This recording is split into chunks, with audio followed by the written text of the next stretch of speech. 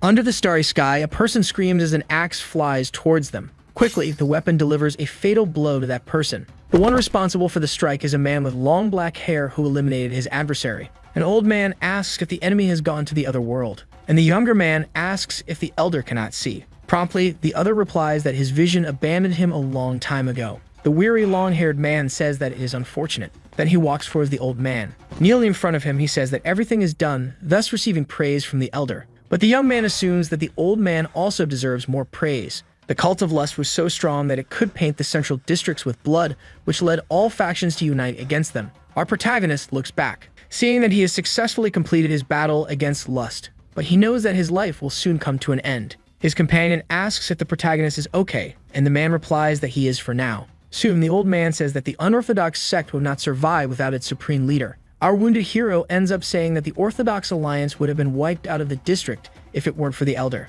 With a loose laugh, the man ends up saying that it was all because of him, who is Yeon Hojong, also known as the Black Emperor. But still, there is something that this old man wants to question the young man about, leaving him confused. The elder knows that the protagonist was chosen as the successor of the Orthodox factions, but still, he preferred to become the leader of the unorthodox faction. Soon, the Black Emperor falls silent. Then he explained that things happened because of this. The old man is not impressed and then reveals that his death will arrive in 8 minutes, and the younger man assumes that he will stay by his side until the end. While they both talk, a third person ends up rising with a needle sheathed in a purple aura. Then the leader of the Mirim Alliance ends up saying not to hold any grudges, and that man prepares himself. Thus, he throws the needle, which strikes directly at our protagonist's chest. Feeling pain, our hero ends up letting out a groan, realizing then that it is an acupuncture needle. The purple aura of the individual begins to dissipate, and our protagonist realizes that Tang Quan didn't die as he had thought. The elder asks him to understand, as who would stop him if he died. Then the same man assumes he will apologize in the afterlife, and therefore he will go ahead,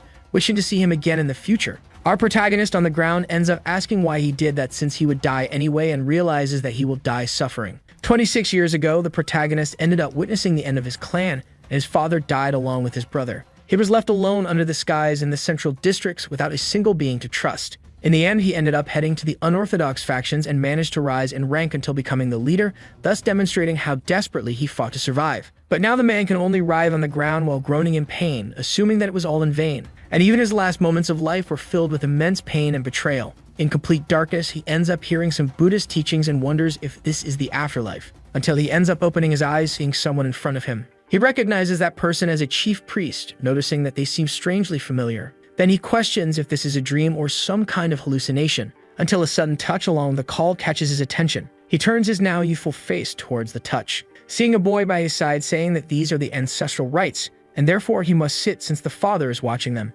Surprise is visible in his eyes for a moment, thus recognizing that person as Jip Yang. Immediately afterward, he shouts his name and jumps on the boy, giving him a hug. The younger one ends up confused, as this is not something normal, but our protagonist realizes that his brother, who died over 20 years ago, is there now, until suddenly a call of his old name ends up echoing. Then he manages to recognize that voice. So he turns around and calls out to his father, seeing the old man who raised him behind him. Confusion ends up settling on his face once again. Soon the protagonist ends up running towards him, shouting for the man who gave him life. But soon the elder ends up holding his hand. The young man's hair flies high, as he quickly falls to his knees in front of his father. Silence then takes over the entire area. Our young protagonist still shows confusion about all of this, and the elder remains serious with a haughty look. He says that the young man is causing a commotion during the rites and will ask for an explanation later, but for now, he must repent for 3 days. The protagonist's father remains silent while maintaining a skeptical expression. Promptly, the younger man agrees to fulfill his punishment. He looks at his body and realizes that he is alive again. His scars, calluses, and wounds are completely gone. Thus, he realizes that he has returned to his past, the past he longed to return to, having been brought back to the Green Mountain Myeon clan. Sometime later, the protagonist heads to the ancestors' temple, soon entering the place and closing the door. With a tired tone, the young man assumes that his elder truly has no mercy. But soon he realizes that he cannot simply accept this happily, since this is an inexplicable event that could become a problem in the future. Still, our hero feels tense about all of this. He quickly gives up thinking about it, as he won't find an answer with just his thoughts. But something still grips the young man. His mind notices something at this very moment. So he sits on the ground and wonders if he has returned to 18 or 19 years old. Thus, judging by the autumn weather and the appearance of his relatives, he assumes that he must have gone back 26 years into the past. This can only mean one thing. In anger, he ends up punching his support, for he realizes that in less than a year, his clan will be destroyed. Therefore, the young man assumes that he doesn't have time to lie down and relax. He then opens the door with extreme force. Soon our hero recognizes his brother, who was about to enter. The younger one asks where the protagonist is going. Tongue-tied, Hojong tries to think. His brother tells him that he needs to stay there for 3 more days, and our young man knows this and asks why the other is there. The kind brother opens his kimono to retrieve something, and admits that he was worried because the young man would only be drinking water for 3 days, so he brought him some rice cakes made by himself. Our protagonist stares at his brother's face, remembering that Jipyeon will die in a year and a half. The young man asks our hero to eat before their elder discovers, but Hojong keeps his father in mind, for he knows that he will die by the villain's sword as he is the clan leader. All of this seems like a cruel joke to the protagonist, thus assuming in anger that he will eliminate the enemies before that happens. In his mind, he says that he will prepare properly to prevent this from happening, and his brother is confused by the sudden hug. Hojong promises that he will reach his peak and kill all the trash that dared to take away his happiness. Sometime later, the protagonist arrives somewhere. Thus, he follows the path and climbs the stairs. The servants bow and greet the young master. Our protagonist continues forward until he makes an abrupt stop, standing in front of 2 guards at the place.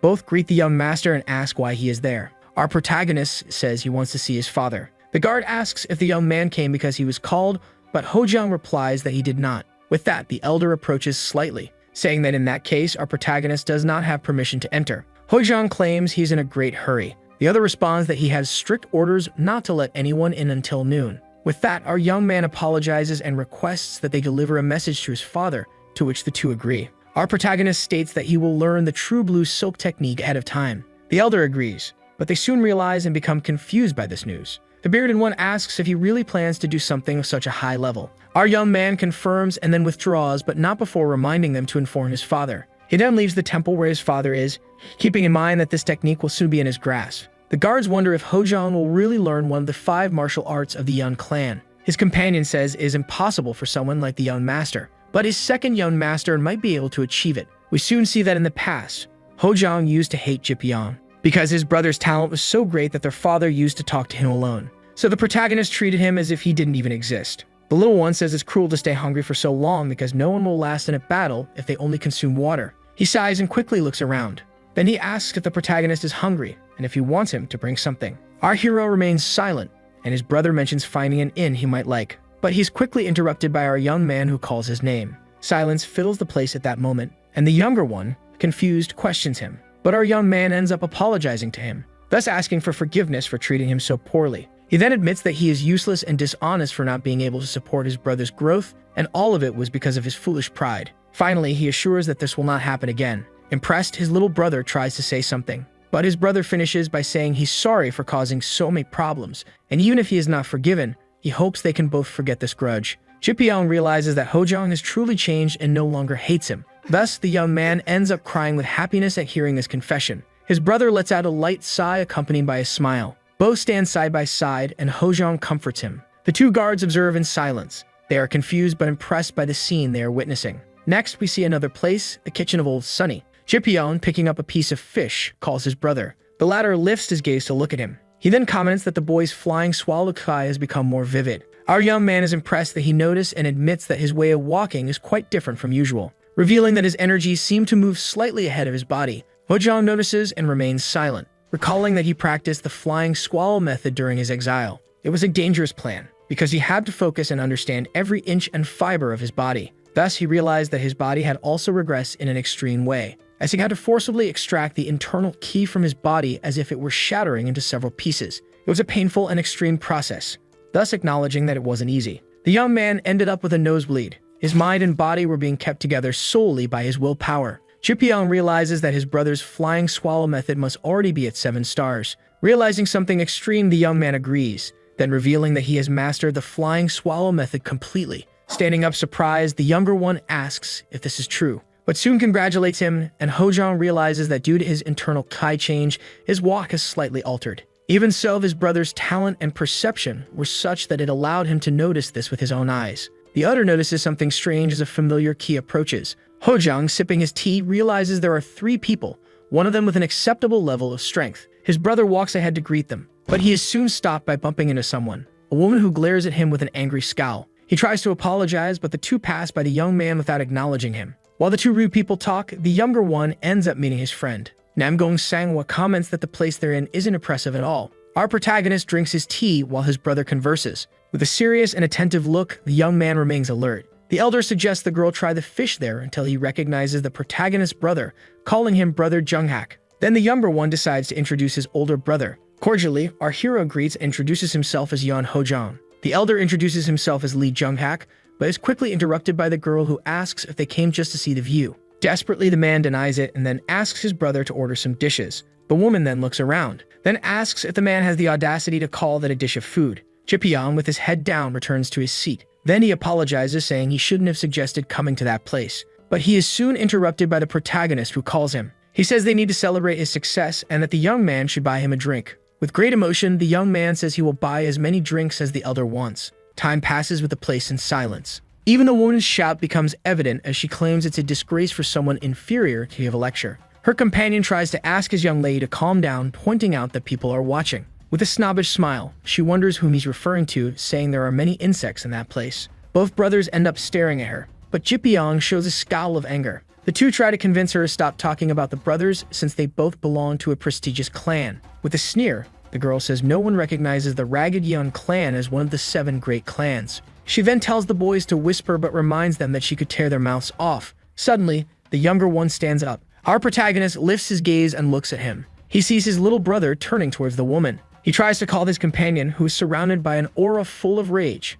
Soon, the younger one shouts that the woman is going too far. She looks confused by such a statement. Then the boy assumes that this vulgar language and so many insults must be the customs of the clan she belongs to. This leaves the young woman completely paralyzed. But from that paralyzed face, a wicked smile emerges. The same girl starts laughing, saying they think they're special just because others consider them one of the 7 great clans. She feels her stomach hurt from laughing so hard, but the boy simply says something unexpected. He remarks that her upbringing wasn't the best for her to display such attitudes, which irritates her completely. The woman then punches the table with extreme force, breaking it. The entire place falls silent after that display of fury. Then she says she'll open a hole in his stomach to see what's inside. The older brother tells the boy that the next time he sees people like this, he shouldn't waste his time because fixing such people is only possible with a good beating. But the young woman, still with a wicked smile, asks if she really needs fixing. She then points to the protagonist and calls for her servant. She tells the man to make the meal before her. The elder brother is dumbfounded by such a statement and command, but right after that response, he receives a direct slap to the face. The young woman asks if he wants to be expelled from the Anhui territory family. He then approaches, saying they heard what the girl said. So he tells them to hurry up, but before he can finish, our protagonist grabs him by the head. His enormous strength subdues him, forcing him to kneel. His gaze is directed at him with extreme hatred and fury. Soon, the protagonist releases the man's head, causing him to fall backward. But he quickly attacks again, delivering a direct blow to the elder's abdomen. The man ends up spitting saliva out of his mouth while our protagonist remains still, staring at the lady.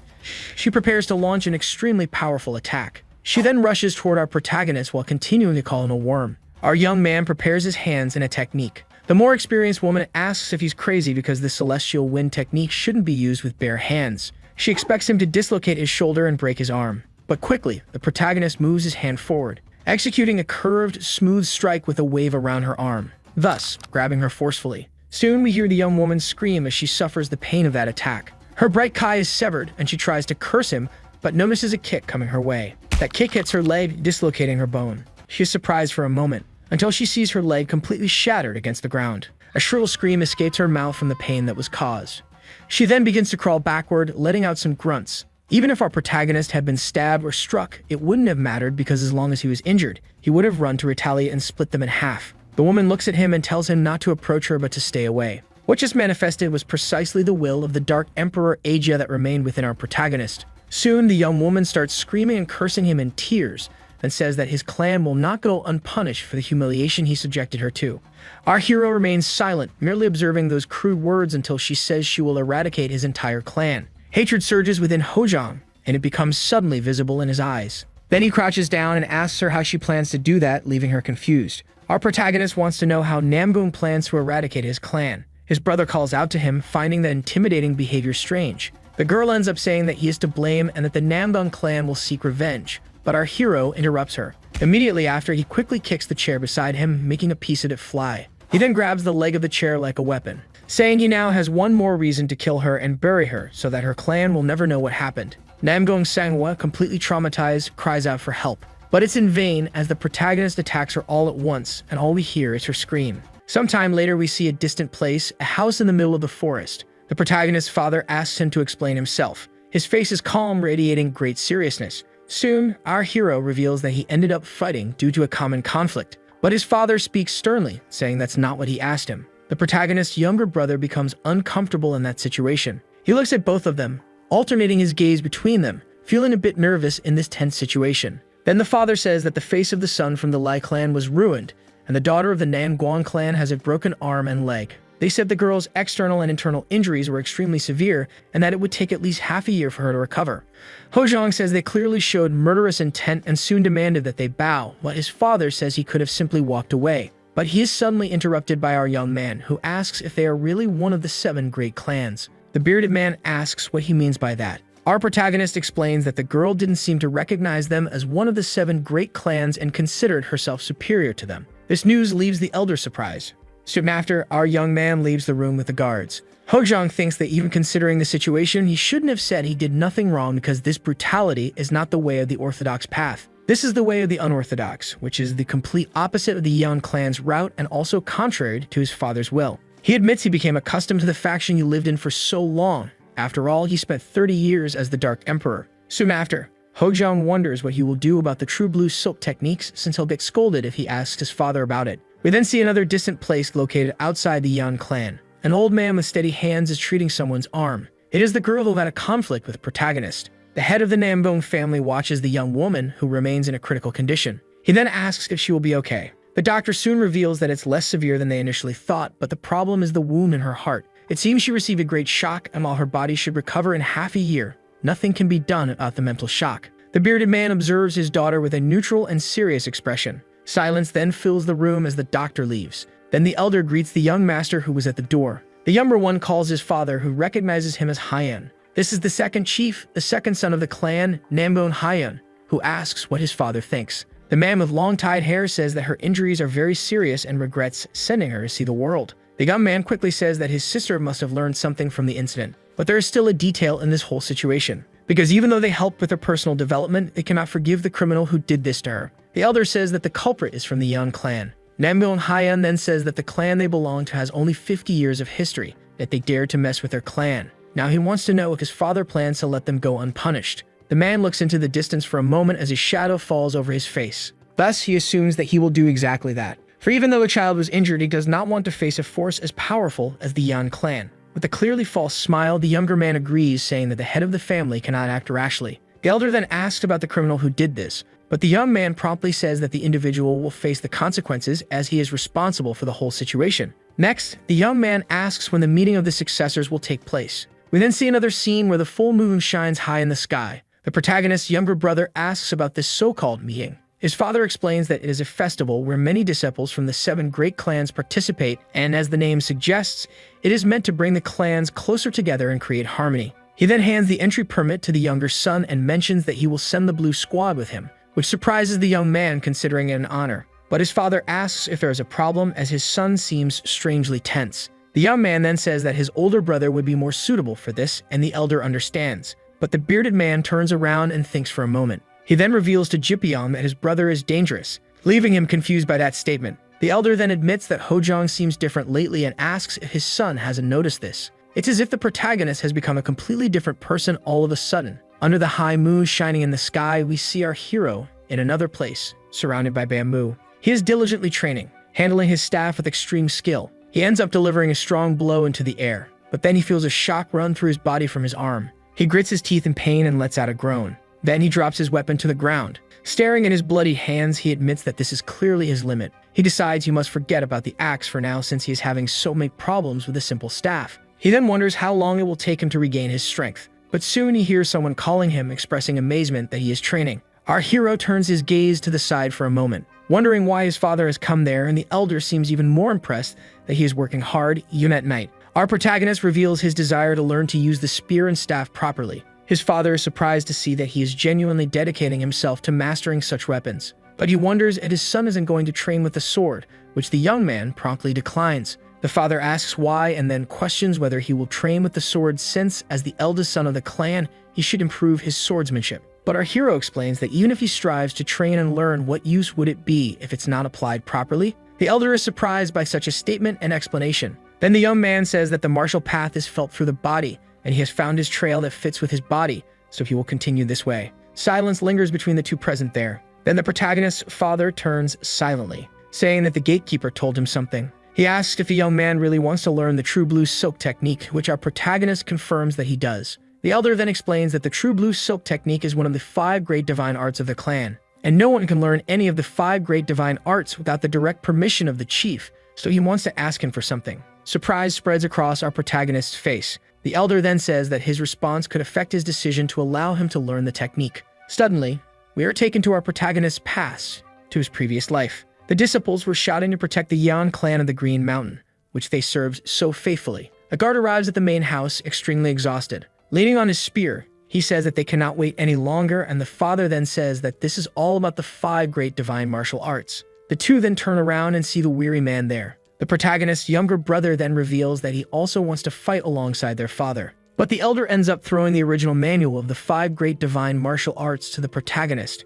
Then he distances himself from them, heading toward the door in silence. He seems apprehensive about the sudden invasion, but then, swallowing his own saliva with conviction, he gathers his aura all at once. He then tells them to hurry and leave, for the man standing before them couldn't let his clan collapse just because an enemy was attacking. He then shouts that the Iron Wall Squad will fight against the villains and defend the Yan clan, and everyone else agrees. Our protagonist, observing the books, starts thinking about his father. We return to the present, where the elder asks to pose a question. He asks if the young man knows all the forms of the True Blue Silk technique. He himself had mentioned to the gatekeeper before that he had memorized the entire true technique, but he is quickly interrupted by the elder, who says he didn't just learn that technique. Confusion spreads across the elder's face, and our protagonist seriously reveals that he knows all the forms of the 5 great divine arts. The protagonist's father is surprised by such a statement, but the young man simply confirms it, thinking that since his father taught him, he would like to tell him everything. That is, everything about the past he lived and especially the dangers he faced. But now it's not possible in his current life because it would generate many suspicions, and knowing this,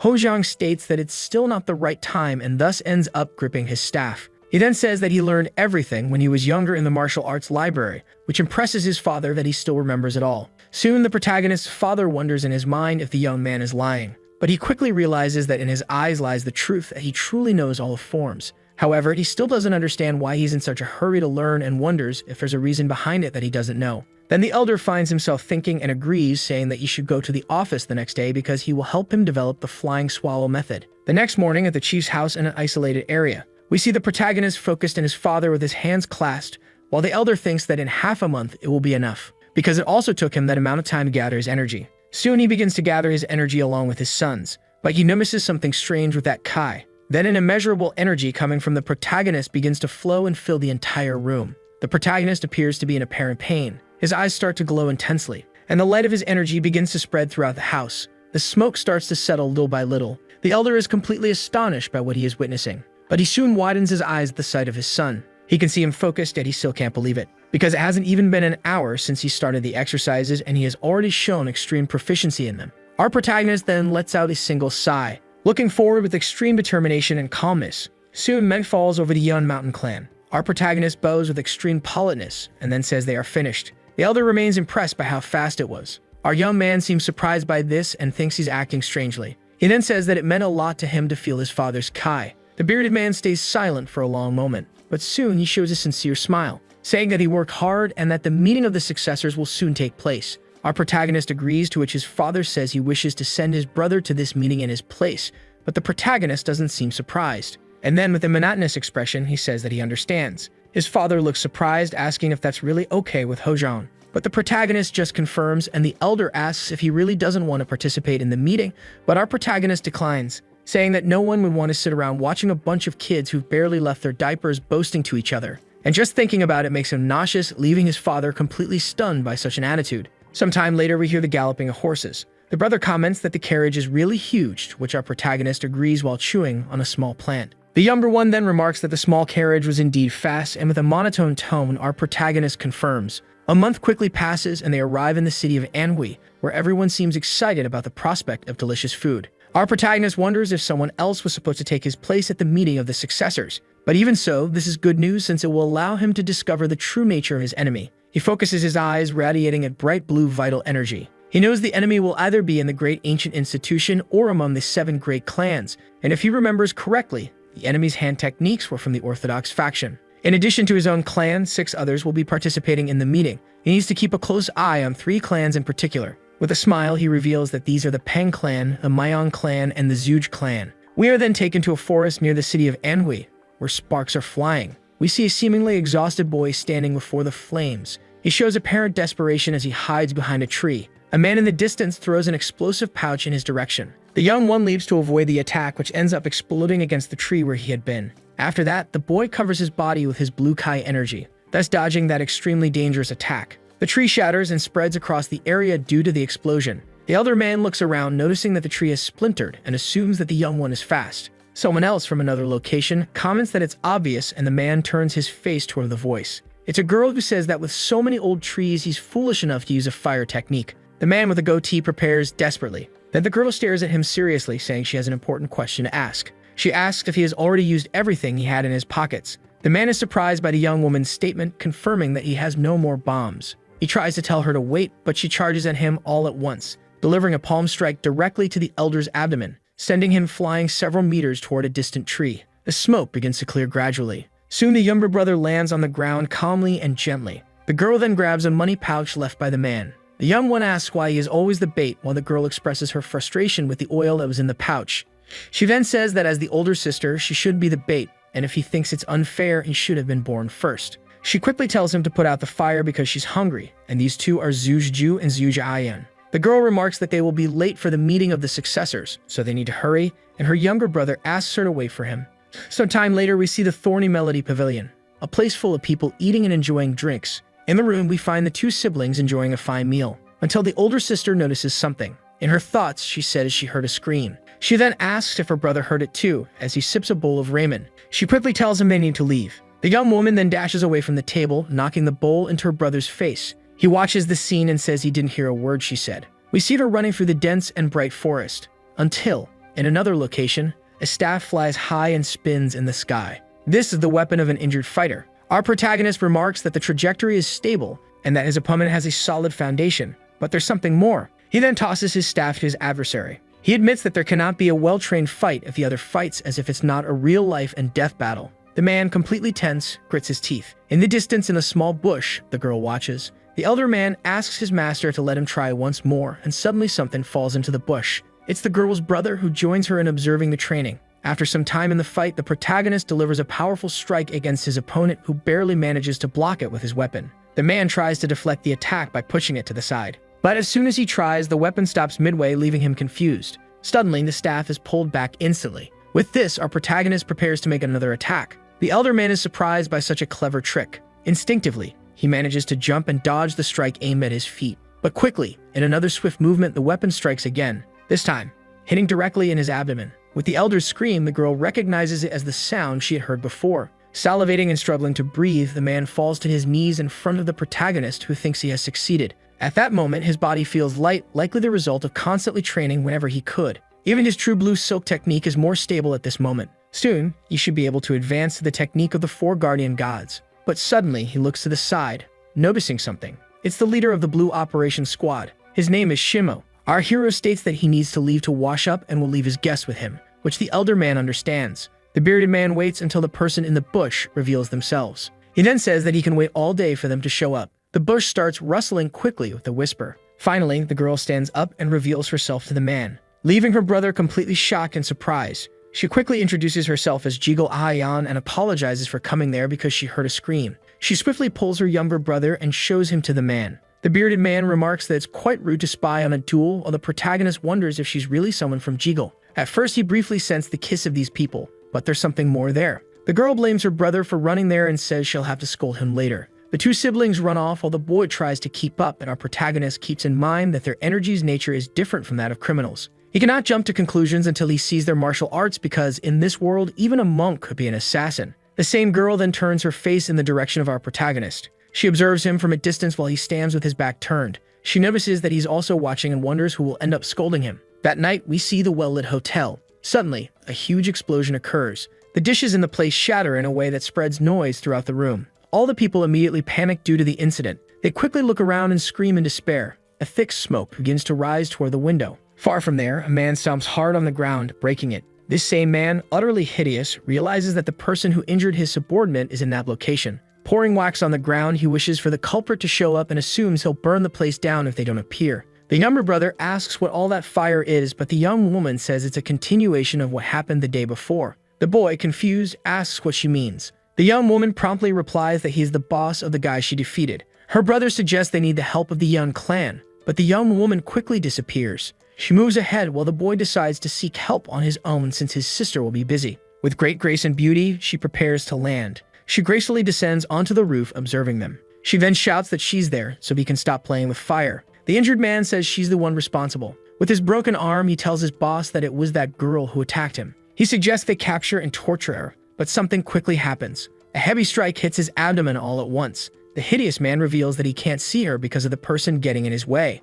He then asks her to come down so they can talk properly since they should introduce themselves face to face. The girl notices that this man can use the shadow palm technique and asks what will happen if she refuses. All of the man's servants realize that she just refused and they begin to hurl sacks in her direction. With a smile, the man points at the girl using both arms. He continues to maintain his malicious grin as if he's in complete control of the situation. The sacks approach, emanating a strange red aura, ready to explode. The girl notices the sparks and is quickly alarmed, but her brother leaps in front all at once, using the technique known as Celestial Soul to collect all the sacks at once. With them in his arms, he jumps in another direction. He then gracefully lands on the ground with the wax grenades, but suddenly, his face shows an unusual pain. His sister rushes over to see that he has been struck by kunai. The weapons emit a red energy with a pink hue of poison. This causes the poor boy to start feeling the effects. The girl smells it and quickly realizes it's poison. She becomes desperate at the thought of her brother dying. The daggers return to the man's hands, who tells her not to worry. He says there's an antidote which she has because he needs to keep them alive in order to sell them.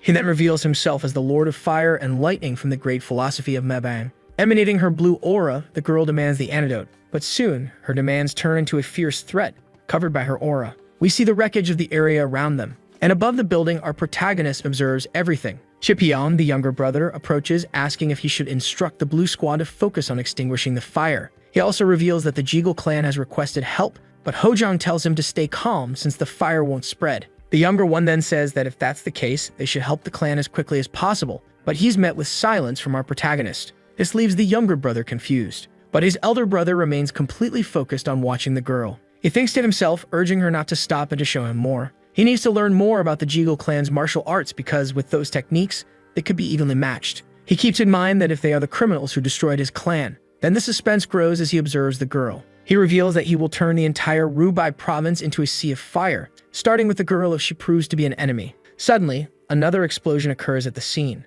The girl moves her palm deliberately. She maintains a battle stance with a firm posture. The tall man is impressed by this. He realizes that the Jeagle clan's secret is truly something valuable, as it appears to be the first technique of the divine black mistletoe. The girl quickly starts gathering her energy in her hands, but she keeps in mind that she needs to hurry. The man comments that she truly has cold blood since she's only using her secret technique after her brother collapsed. This angers the girl, clearing her thoughts. The elder man says it's almost cute because it will end her short life, but he's soon interrupted as he notices a kick flying towards him at extreme speed. Tilting his head back, he manages to dodge the strike. This leaves the girl impressed and stunned by the movement. The man then throws 3 more daggers in her direction. The girl promptly dodges the first one. Gathering her energy in her palm, she prepares herself. She jumps into the air, dodging the other kunai that were thrown. She lands a celestial lesser foot technique directly on the man's abdomen. He is pushed back with a strong impact. He slides across the ground with ease, so to speak. With heavy breathing, she realizes that she was able to hit him. She then advances again for another attack,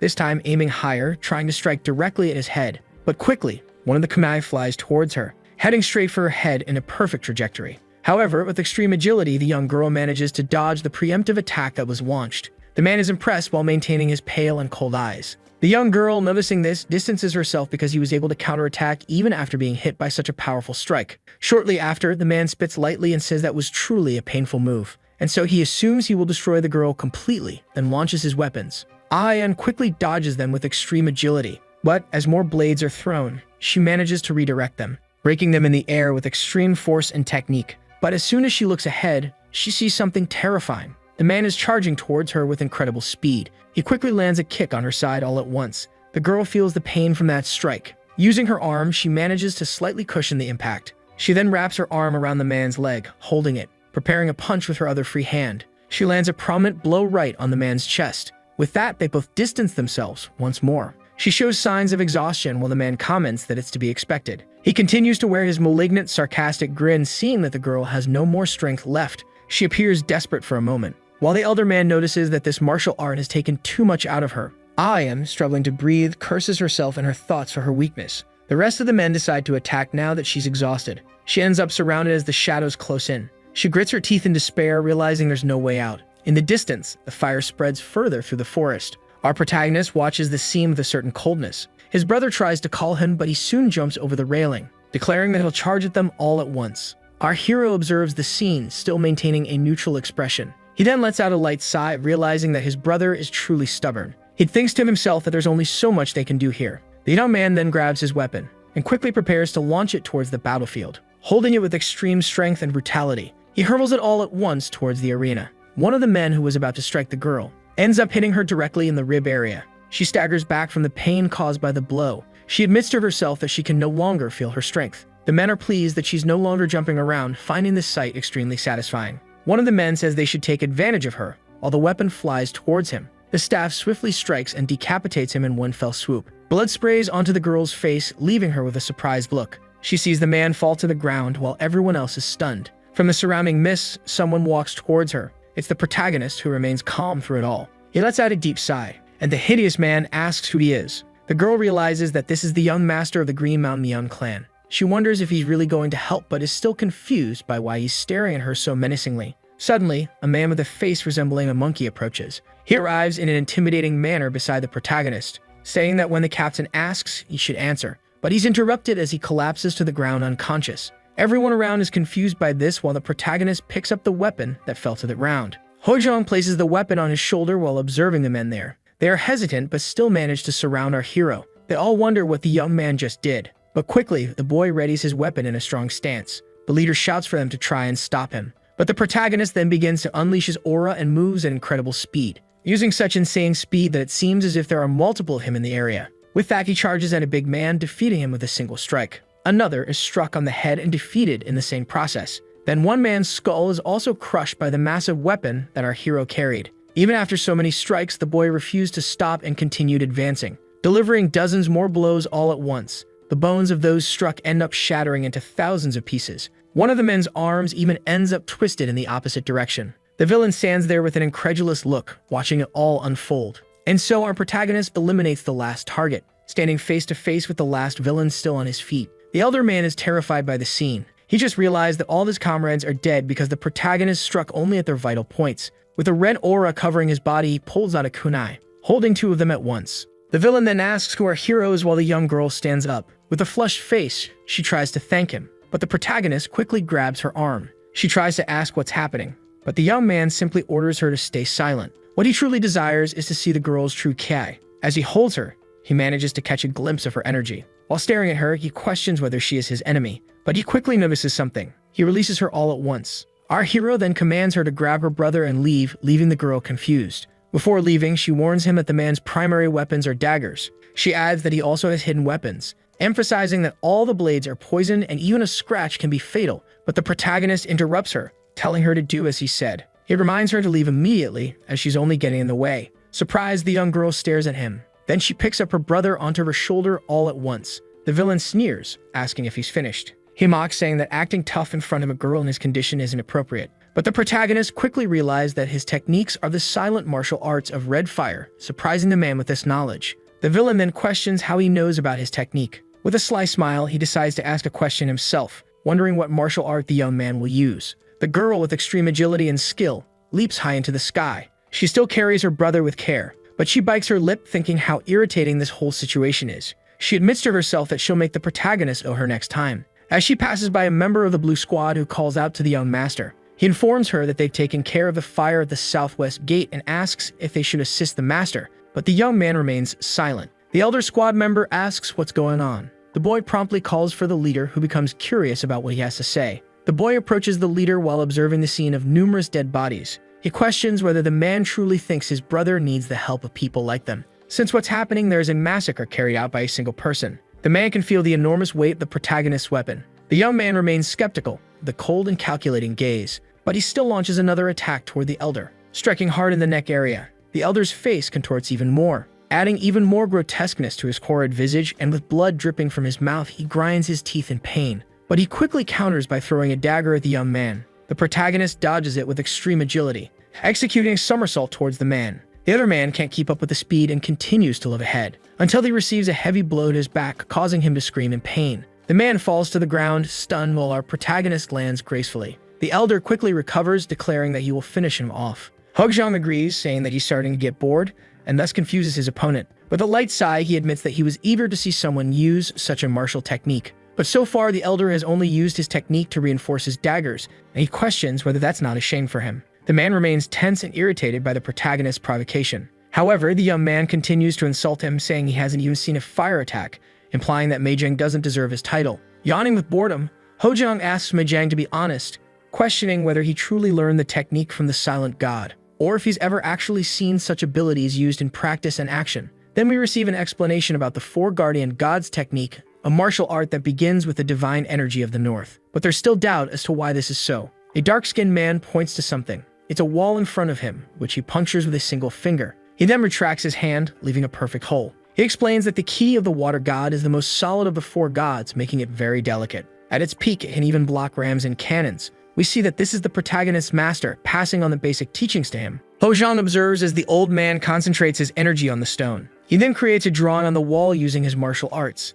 He explains that over time, one delicately refines their martial arts. Afterward, he draws something strange on the wall. It's a depiction of a giant lion turtle, and the old man says that this is the god of the north. Our young protagonist touches the wall and asks what he needs to do to awaken such power. The old man decides to be honest and admits that he hasn't reached that level. He advises Hojong to take advantage of the enemy's murderous intent and warrior spirit, as the infernal fury will bring forth the energy of the water god. The elder begins to grind his teeth with intense fury. He then invokes a demonic tone, declaring that he will grant his wish. He drops his weapons from both hands. Immediately after, he charges forward before they even hit the ground. As soon as the weapons touch the floor, he's already meters away from our protagonist. But Hojong still appears bored with the irritating situation. The man with eyes ablaze thinks to himself that these are the teachings of the silent red fire that he was referring to. Yet, as he attacks, our young hero easily dodges. He follows up with 3 more attacks, which Hojong also avoids with ease. Soon, our hero concludes that all of this is incredibly weak. He dismisses it by saying that this is just fire, not even comparable to an ant. He then questions if the man has any other talents while the villain continues to attack viciously, but the protagonist keeps evading. With extreme anger and bulging veins, Meijang can only curse the protagonist. With deep hatred, he vows that even the protagonist's internal organs will be burned to ashes. His heart pounds furiously with a desire for revenge due to the humiliation he's faced. With this, he charges forward with his hand engulfed in infernal flames, but he quickly ends up striking the wall where our protagonist was standing. The wound disintegrates upon contact with the man's hand. Our protagonist can only smile in response to the situation. Extremely exhausted and with veins bulging, the elder realizes that the boy is just laughing. This only drives him to attack more aggressively, while our protagonist thinks to himself that he just needs a little more. The man's silhouette begins to distort as his rage grows. Even so, he continues to attack with extreme brutality, but our protagonist dodges with graceful ease. He keeps in mind that he needs more of that power. The elder then manages to strike the protagonist's weapon, sending it flying into the air. He follows up with a claw strike while shouting for Hojong to go to the other world. But quickly, the protagonist grabs his hand and interlocks their fingers. The man claims that this is rash and foolish since the boy will be burned to death. With a wicked and boastful smile, he begins to channel his energy, but his aura starts to fade little by little amidst his laughter. It is completely extinguished as a blue aura envelops his body. He realizes that it's newly formed water vapor. Looking down, he notices an ocean at his feet. It seems to be growing larger, as if it's about to submerge the elder. Confused and disbelieving, he questions what's happening. But the truth is, he had already fallen onto the turtle's shell long before. This was the technique that our protagonist had sought to awaken. Mabing realizes that his dark arts have been completely extinguished. Meanwhile, our hero proclaims that the being has awakened. It's the water god of the 60th year, the ruler of the north, and now he will wield its power. This is the turtle god that has come to aid him. The villain is utterly terrified by the scene. Mabing tries to summon his fire again, but finds it impossible. With blood dripping from his nose, he wonders if everything he used was merely repurposed by the protagonist, particularly his teachings. His bleeding worsens rapidly. With extreme fury, he charges forward, cursing as he throws a punch at the protagonist, questioning what has been done to his internal ki. But suddenly, a thunderous sound is heard. It's the man being flung far away. He crashes to the ground while our protagonist thanks him. Hojong then announces that thanks to him, he has become capable of easily summoning the turtle. With shamelessness, the elder begs for mercy. But our protagonist, with a serious and threatening tone, declares that he will let him play with the fire he loves so much. This fills the villain's face with utter terror. Our protagonist gathers all his ki in his leg, preparing to unleash a powerful kick. The villain's pupils vanish as the foot approaches his face. The kick lands directly, sending the man flying backward. The villain is thrown into the flames that he himself had caused. He screams in desperation as the fire consumes his body. With his eyes locked on the protagonist, Mabang can only scream as his tongue melts in the fire. But our protagonist stands still, watching. He maintains a serene and serious expression as if he doesn't care at all. His brother stands behind him, completely shocked by what he is witnessing. Sometime later, we see the province from above after the attack. A ragged man asks about the state of the outer walls since they burned quite a bit, but another man replies that they're not too bad and that the limited damage was a miracle. The elder reveals that he heard the young master of the Green Mountain Yan clan caught an arsonist all by himself. The filthy beggar taps his companion, asking for a share of whatever information he has. Another man interjects, saying he heard that not only did the young master catch the arsonist, but he also burned him to death. But the portly man argues that the young master is too prestigious to do such a thing and would never commit such blasphemy. Soon someone arrives running quickly, a man of apparent great culture. He approaches the beggar, questioning whether he traveled all the way there. With clean hands, the newcomer grabs the beggar's dirty arm, saying he would have cleared his schedule in advance if he had known he was coming earlier. But the beggar replies that as a beggar, he shouldn't take up the time of the Lord of the Thorny Melody Pavilion and only came to see how the restoration was progressing. The elder reveals that it's going well, thanks to the help of the beggar sect, and the bearded man says that if there are any problems, he should be informed. The elegant man then bows and bids farewell. The portly man asks who that person was, but the elder explains that he is the one who hired everyone there to help the Thorny Melody Pavilion.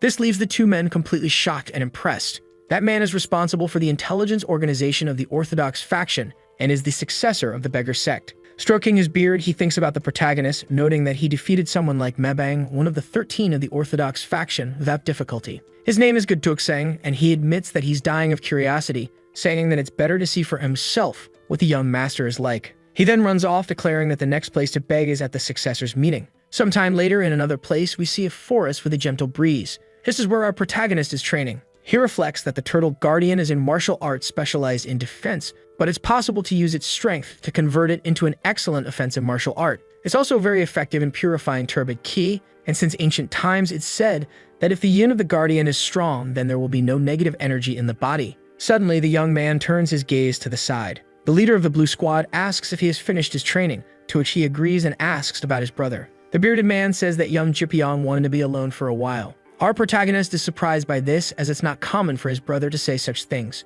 Doubt lingers in his eyes for a moment. He then glances at the other members of the squad, but he notices that the atmosphere in the area is tense until he realizes something. He sees the girl from before who has come to see him. He tells her to return to the Zhu clan since she has already recovered, but the girl promptly grabs his clothing. She reveals that she has an extremely important question to ask him. We then see a distant tree from the two. Someone lets out a brief sigh of apparent exhaustion. It's the protagonist's brother, who was at the top of that immense tree. He thought he knew a lot about his older brother, but the scene of how the protagonist's face looked, along with the scream of that man, remains ingrained in his mind. He realizes that he was wrong to think that he knew even a little about his brother. As Jipion reflects, he suddenly hears someone asking to stop being followed. He realizes it's his brother, along with the person from this huge clan who has a question for him. He begins to reconsider his actions, remembering how their father once told him that spying was wrong, while his brother argued it was the right thing to do in certain situations. With this in mind, the younger brother leaps from the tree, apologizing to his father and his thoughts. Then from behind the trees, he starts to follow the two.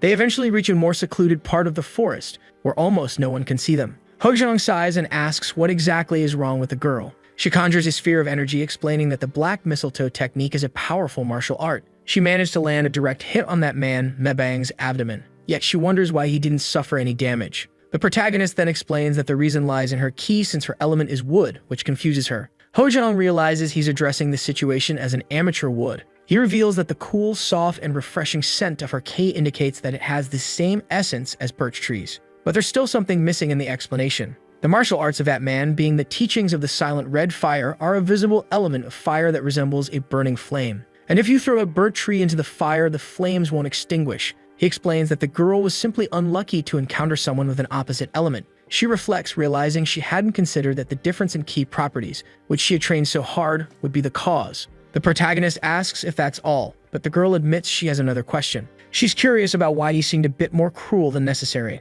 After all, the Lord of Fire and Lightning may have been extremely unpleasant and vile, but he was still burned to death. The protagonist asks why she considers it cruel, and the girl with tied-up hair responds that an ordinary person would definitely see it as cruel, since everyone else was watching that scene completely shocked. Our protagonist finally understands why his brother distanced himself to be alone and why the atmosphere had become so heavy. This is an orthodox faction, and he acted like the Black Emperor, but he acknowledges that his actions weren't entirely evil. He then reveals that the vile man had threatened his beloved brother's life. Additionally, he was a villain who started a fire endangering countless lives, which the girl somewhat agrees with, but she tries to say more. The protagonist promptly interrupts her, stating that death is fair to all because a good or bad person will meet death in the same way. In this case, it doesn't matter since the way one dies shouldn't be different from another. He then shares his ideology that villains should die painfully, while good people should find peaceful rest without suffering, as this is what he believes. The girl remains skeptical, with a thoughtful and deeply impressed expression. She thinks that the boy is her age, yet he speaks as if he's the age of her father,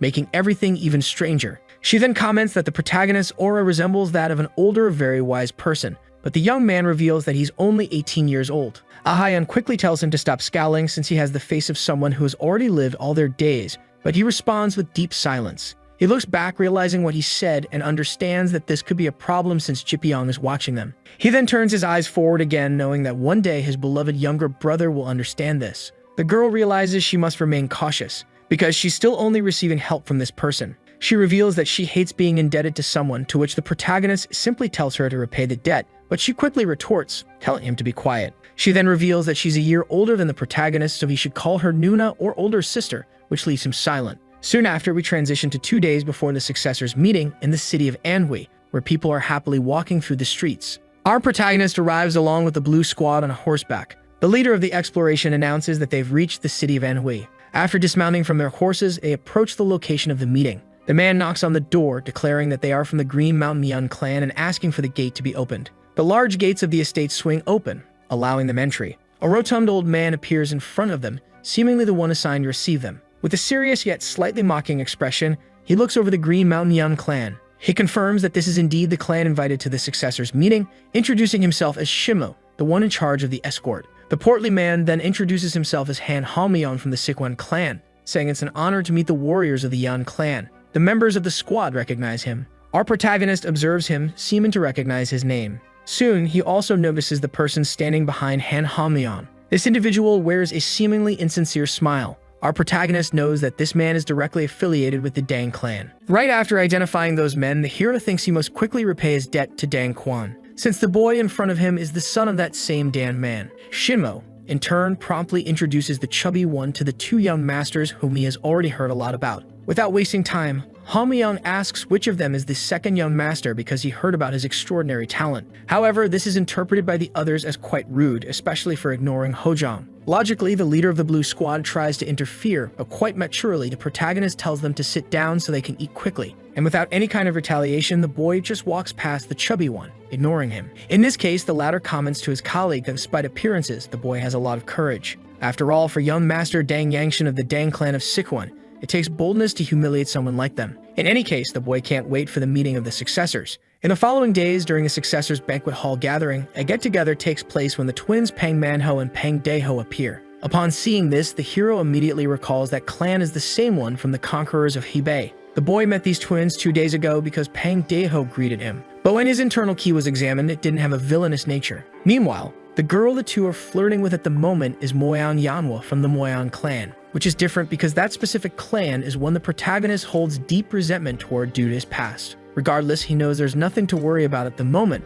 so that means only the Mayan clan is left to appear. With that, the hero asks where the successor of that clan is until, at a certain moment, a girl finds Hojong amidst the crowd. The twins in turn become even more enchanted by her beauty, and on the other side, Haiyan Nambong from the Namgong clan also makes his connections. At a certain point, he finds the same girl, and thinking the signal is for him, the boy says he has to leave. Rushing to Ayam, the young man tries to call her, but all she wanted was to talk to our protagonist, because she missed him even though only 2 days have passed since they last saw each other. In any case, our hero asks her to stop following him because he's very busy. But what catches Haiyan's attention most is his curiosity about why she is after Hojong. After a few more seconds, the two sit at a table to talk, and when the girl praises the martial arts of the young clan, the hero replies that it's nothing to brag about because, honestly, he needs to get stronger. In that case, the girl asks if he's trying to become the strongest in the world or something like that. And what Hojong says is that being the best is more valuable than being average. Despite this, Hyun listens to everything with jealousy because his clan is the one closest to being the strongest. Back to the conversation, the hero says that no one is invincible in Murim, so all that's left is to keep improving endlessly. However, Aya manages to recall someone who deserves to be called the strongest in the world. To her, that person is the martial emperor of the Four Directions, a legendary warrior who subdued the Blood Sect disaster 300 years ago.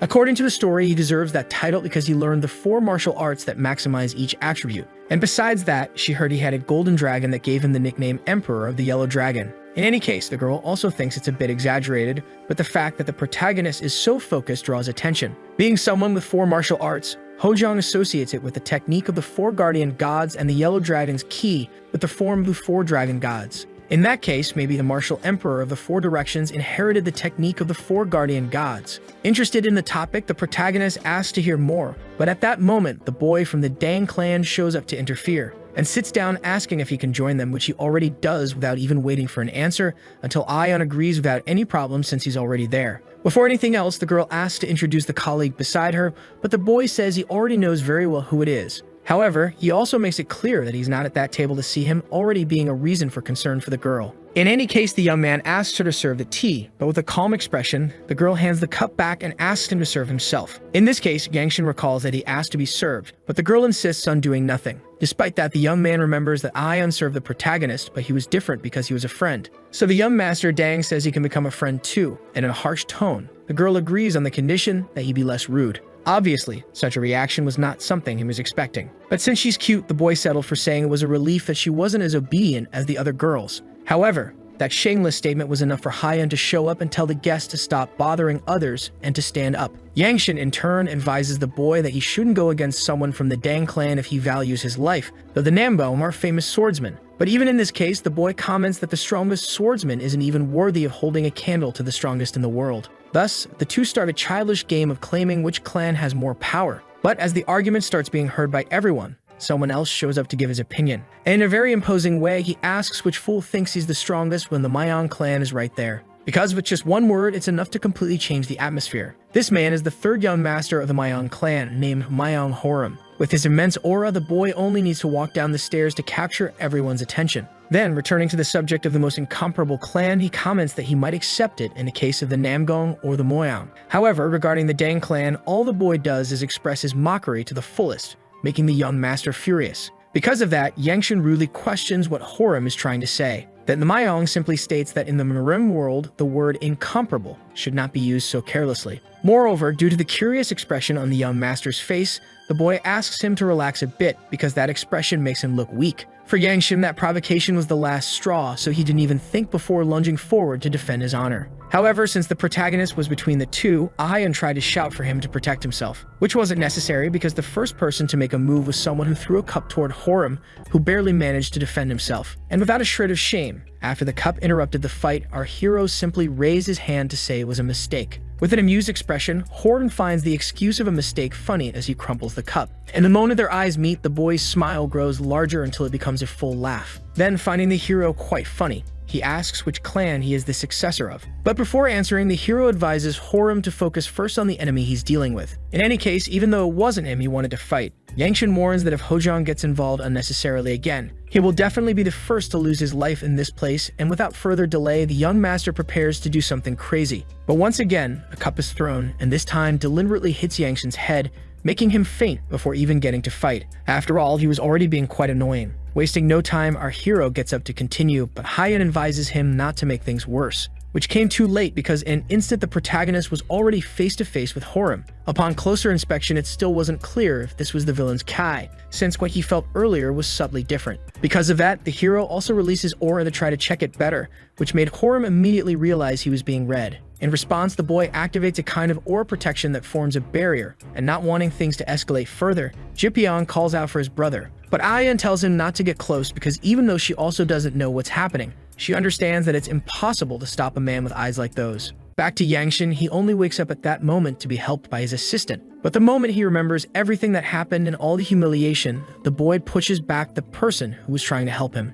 Definitely, he fainted from a mere cup, even though he is a legitimate member of the Dang clan. Then once again, the boy's aura is released, but this time he uses the key of the three Yangs to take revenge once and for all. And just before a fatal strike, the protagonist's brother shouts to warn him. Thus, the blow approaches at an extraordinary speed and with a force full of the resentment of humiliation. However, the strike simply passes right by the protagonist, who manages to grab the boy's arm and squeeze it, making him groan in pain. With all that strength, Yangshin believes his arm will shatter, but he still tries to attack with his other hand, which is once again thwarted by a strike that hits his shoulder, dislocating the joint. This time, the pain is even more unbearable, yet the hero doesn't intend to stop, activating the 12 northern celestial walls. At a certain moment, all of Yangshin's resistance fades, and after crying, he even urinates in his own pants. However, even with the boy's life in his hands, he decides not to go on because remembering everything he suffered in past battles, he understands that this definitely isn't the moment to focus on that. While the only thing he really needs to focus on now is the identity of the villain. With his goals changed, the hero finally lets go of the boy to confront the third young master of the Mayan clan once again. And now more prepared than ever, Hojong fixes his stance to request a friendly spar between the two. Naturally, with what such an invitation means, everyone present is shocked, including Horim. Still thinking well of the hero, he comments that he knows he is the young successor of the Green Mountain. And as the oldest one at the meeting, he first tries to express his gratitude for stopping the madman who was ruining the atmosphere. The boy asks to make a distinction, saying this is not the place for the two of them and invites Hojong to think about it after they've had a drink. But the hero simply replies that he talks too much, making the friendly mood disappear. In any case, the protagonist makes it clear that if the boy doesn't come to him, he will go to him. Thus, keeping his word, Hojong activates the static singularity skill, creating an illusion on the ground. To Horim, everything feels very strange because while the boy comes at a slow pace, all his senses are on high alert. And without even realizing it in a second, the two are close enough for any attack to land. Shocked by this, Horim takes the initiative to strike first, but even using the consecutive iron chain strike, nothing hits as the hero dodges everything. To the spectators, the iron chain attack is still impressive, so they want to know which martial art Yan is using. However, the younger brother knows better than anyone that these are just the 13 fists of the clan, a basic fist martial art. Still in combat, the hero manages to dodge all the opponent's strikes using that simple martial art and even counterattacks with a sweeping strike, which not only forces the boy to raise his guard, but also sends him skidding away. Feeling the pain from the attack, Horim becomes more concerned upon realizing he could have broken bones if he hadn't been careful. So naturally, he starts getting irritated with the hero. Unlike the protagonist who smirks and mockingly asks if he plans to keep fooling around like that. Being completely honest, the hero unleashes more of his power and advises that Horim must attack with intent to finish if he wants to stand on equal ground. And having already seen the extent of Hojong's power, the young master Mayong agrees instantly. Until just before the fight can reach its peak, a group of soldiers surrounds everyone, asking them to stop this commotion in a sacred gathering. And among them, Haiyan, leading the warriors, shouts asking what they think they're doing, now bringing yet another influential figure into the middle of the protagonist's fight with Horim. With the three aligned and surrounded by a vast number of guards, Haiyan takes the lead in the discussion and reminds them that Horim is the oldest here and must set boundaries. He also makes sure to reprimand the hero for picking fights like a rude delinquent. However, since the boy doesn't even pay attention, Haiyan takes it as a mockery of his clan's power. But someone asks him to stop with these unfair actions, and when he turns to retaliate against the intruder, to his surprise, it's Haiyan. Wasting no time, the girl reminds everyone that they are at an official gathering and asks to be treated with respect, leaving Haiyan speechless. To begin her defense, the girl recalls that it was young Master Yansong who ruined the gathering. Therefore, she asks why they are trying to blame the protagonist for everything. In response, Haiyan argues that as she saw, instead of simply stopping Dang, the boy also attacked Mayong. However, Haiyan truly believes that our hero is telling the truth when he said it was an accident. And to her, being someone quite generous, young Master Mayong should be able to forgive, which he agrees to without issue. From what she knows, the young clan of the Green Mountain doesn't use any secret throwing techniques, so Haiyan reaffirms the honesty of the mistake. However, she also sees a bit of fault in the hero, which is why she asks him to explain himself. This creates a slightly tense atmosphere between the two as Haiyan holds on to hope. While thinking about the matter, Jipyong tugs on the older one's shirt to express that he also agrees with her opinion. Then the protagonist understands that he acted hastily because when he thought he might find the villain's shadow, he couldn't control his murderous intent. Therefore, quite naturally, Hojong praises the martial arts of the Mayan clan and apologizes, saying all he wanted was to learn a few lessons, which Horim accepts. Without further delay for having ruined everything, the hero remembers that his father always told him to think before acting, and jokes with everyone, saying his father will make him go hungry for 3 days straight again if he sees what happened. Then, while everyone laughs, Hojong comments that he hopes no one there is close to his father, and to apologize further, he says he will serve a glass of liquor to everyone at the banquet tomorrow. Also, he will be happy if they can overlook his rudeness with an open mind. However, Unexpectedly, Lord Pain Deho interrupts the apologies, calling it nonsense. But to the hero's luck, he only interrupted to say that one glass wouldn't be enough for his body, and energizing everyone even more, he shouted for them to get drunk together until they could forgive the protagonist. In the end, the guests left thinking well of the protagonist's personality and excited for the banquet. Also very happy with how Ian handled the situation, which was totally different from Hyan. Hojong, in turn, is content that he still has plenty of time, and Pang Manho calls for Hamyeon, knowing his nickname Steelwit of the Poison Dragon. Then, while Yangshin remains lying on the ground, the two go out to chat a bit. The next day, at the restaurant where the meeting is held, while everything goes smoothly, suddenly someone introduces himself as Captain Chuzon of the guard in charge of protection. Trying to be as clear as possible, he asks the protagonist to leave the place before the banquet begins. Obviously, the younger one questions what he just heard, but the captain reaffirms that the boy must leave the mansion before the banquet at noon. And for some reason, Hyan seems totally complicit with this. Understanding that he'll need to pay attention to this, the hero sets his chopsticks on the table and asks if he really has to leave and the reason for being expelled. Chujung, in turn, explains that the boy is the one who ruined the successor gathering and has an extensive record. Therefore, he himself decided that the boy is not qualified to participate in the meeting. Faced with this, Chupyeong shouts that they already resolved the issue the previous day, and it was decided that his brother would apologize today. However, Chujung finds this attitude questionable, seeing as the hero simply came to eat casually without seeming to reflect. In this case, once again, the captain asked both of them to leave as soon as possible, but the younger one shouts that he wants to say one more thing. Chipyeong states that the captain is nothing more than a guard from one of the clans and doesn't have the right to judge the qualification of a successor from another, but Chuzon just smiles, impressed by the boy's ignorance. He explains that since the Nambone clan is the host of this meeting, it means someone like him has the right to get rid of the rabble that could be a problem for the gathering. At this moment, the captain believes that the second young master was generous enough to end things yesterday, but he is different. So he asks once more for them to leave before they start humiliating themselves. Faced with this, the hero calls his younger brother and unexpectedly puts some food in his mouth while explaining that they need to eat before it gets cold. After all, it would be a shame to waste a meal because of a barking dog. Still ignoring the situation, the hero asks if he should request for the food to be reheated. However, that is enough for the captain to stop all the conversation with a stomp on the ground. Chuzon questions what the hero just said, but he simply asks him not to make so much noise, and mocks by saying that the owner should come fetch the dog soon because it must be hungry from barking so much. In this case, the captain loses any patience he had and draws his sword to defend his honor. Then Hyatt intervenes, ordering the squad leader not to do anything foolish there. However, our hero continues mocking, saying that the dog's owner has arrived. Meanwhile, a certain beggar eats heartily but feels a little annoyed by the amount of trouble this meeting is causing.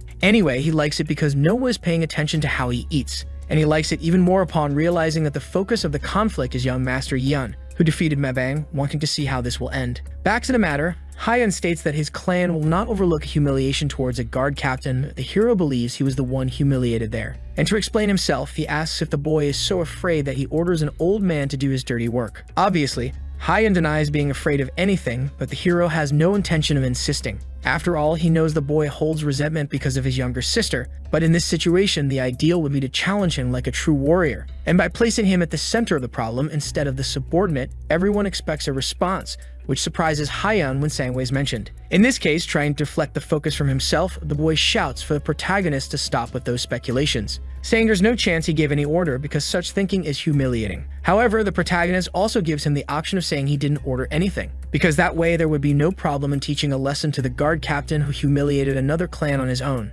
Thus, the hero leaves two options, either to scold him or for the master to teach his subordinate himself. Faced with this, Chuzong speaks up, saying he can take responsibility for his actions because everything he did was his decision. And so the hero asks if he can also take responsibility through a simple duel, because only after teaching the captain a painful lesson will they be able to proceed with the successor, duel, and build a friendship among everyone. Thus, the warrior accepts, and Hojan asks him not to go back on his word. Meanwhile, young Master Horam now seems to be enjoying the situation. Later, a meeting happens to discuss the hero's opponent known as Lightning Knight Chushan. That's because he is known as a powerful warrior who allegedly subdued 30% of the bandits in Manhwa by himself. Faced with this, Ion comments that Pyong should have stopped it, and she knows the protagonist is strong. However, the younger one says he tried, but that his brother isn't someone who does what others ask. And now they cannot retreat from this issue because even ignoring his brother's honor, the honor of the young clan cannot fall. Ion, in turn, shouts that they can't let it end like this, so her brother asks if she wants to go to the training field to watch. And quite proactively, he already hands over the outer garments he had set aside for her, which makes her simply grab them and run while putting them on, leaving the boys fed up with the girl's behavior. Heading to the training field where the duel will happen, the guard captain asks if the protagonist is ready, and after showing a bit of his skills, Hojang prepares his combat stance. However, to show superiority, the captain announces that he will allow the hero 3 free attacks, and when questioned, he reaffirms it, because in his view, it's the least he should do to be responsible when dealing with a kid. But instead of being happy, the hero sees it as a way of underestimating his strength. Ready to fight, the protagonist stares at his opponent for a few seconds until he returns to a normal standing position. Then, a bit curious about the reason for this, Chuzhong asks if the boy isn't going to fight, and the hero responds that he changed his mind because he wants to know if the captain will take responsibility for what he just said. In the case, he draws his sword before the 3 strikes. Hojang makes it clear that his head will fly. Thus, all the spectators are surprised, unable to understand this stance, including Horim, who cannot identify the spear technique being used. Meanwhile, Haiyan wanted to ask what the guard leader was doing, but even the loudest shouts didn't reach his ears, because suddenly, the sensation of a giant axe approaching overwhelms all his senses. For the first strike, the protagonist brings his weapon down vertically against the captain's defenses, and Chuzhong manages to defend, but he also deeply feels the power behind the opponent's attack. Without wasting time, the hero prepares the second strike, which this time is a thrust, and due to the increased strength, the leader is nearly pierced. With his clothes torn, the captain's concern reaches an extreme level, especially because now it's time for the third strike, which consists of consecutive thrusts like the previous one. Thus, the captain realizes he has no other choice to avoid death except to defend himself. And that's what he does, drawing his sword and knocking the protagonist back. With his armed battle stance, Chuzhong does not allow himself to make another mistake because he has been through many trials, and he knows that if he hadn't blocked correctly, he probably wouldn't still be there. In any case, the hero states that the guard leader has failed and now reminds him of what he had just said. From the beginning, the agreement was that if he couldn't endure the 3 attacks, he would be eliminated. So Hojang says he will make him pay the price for being so talkative and charges in to end the fight. From the stands, the Peng brothers analyze the situation seriously, and Manho confirms with his brother something he had already been thinking. To the two of them, it seems the winner had already been decided. Back in the duel, Chuzhong becomes more and more worn down as the protagonist's strikes come at him, and one in particular manages to overpower the captain's strength, making his own sword strike his head, causing a stunning effect that lasts long enough for Hojang to throw a blade in his direction. The warrior narrowly dodges it, but now another strike is coming in to finish the fight. So Chuzhong uses a technique called lazy donkey roll to roll to a safe spot in the arena. However, even though he's alive, using such a technique humiliates the young man, especially since he holds his honor as captain in high regard. Thus, Chuzhong finally releases all of his aura and apologizes for showing such an indecent side as a brigade leader of the Nambone clan. However, just as he was about to continue his words of courage, he was attacked. So all that cordiality vanished, and with intense fury in his eyes, Chuzhong charged forward with everything he had. In response to the assault, Hojang throws blades he has with him to slow the warrior down. Then Chuzhong responds with the technique 3 life-hunting swords, which is a very dangerous throwing style that almost hits the hero, worrying the younger brother greatly. To regain his advantage, the hero once again uses the footwork of static singularity. During his attacks, Chuzhong can't understand why everything is vibrating in such a strange way, and even when he lands a thrust, it only hits the protagonist's defense field, being deflected back at the captain himself. That's the power of the 12 Northern Celestial Walls, which not only reflects but also disables the warrior's wrist. At that moment, the captain nears defeat, and in his eyes, the protagonist only seems to be growing stronger. Then, with one last breath of energy, Chuzhong grabs his sword with his left hand to try and defeat the boy. However, our hero also begins to use aura, unluckily for his opponent. Thus, the two launch into consecutive strikes, and the brigade leader uses all his strength to overcome the challenge. But the moment the protagonist uses the wild beast spear art, the image of the attack approaching frightens Chuzhong so much that he loses concentration,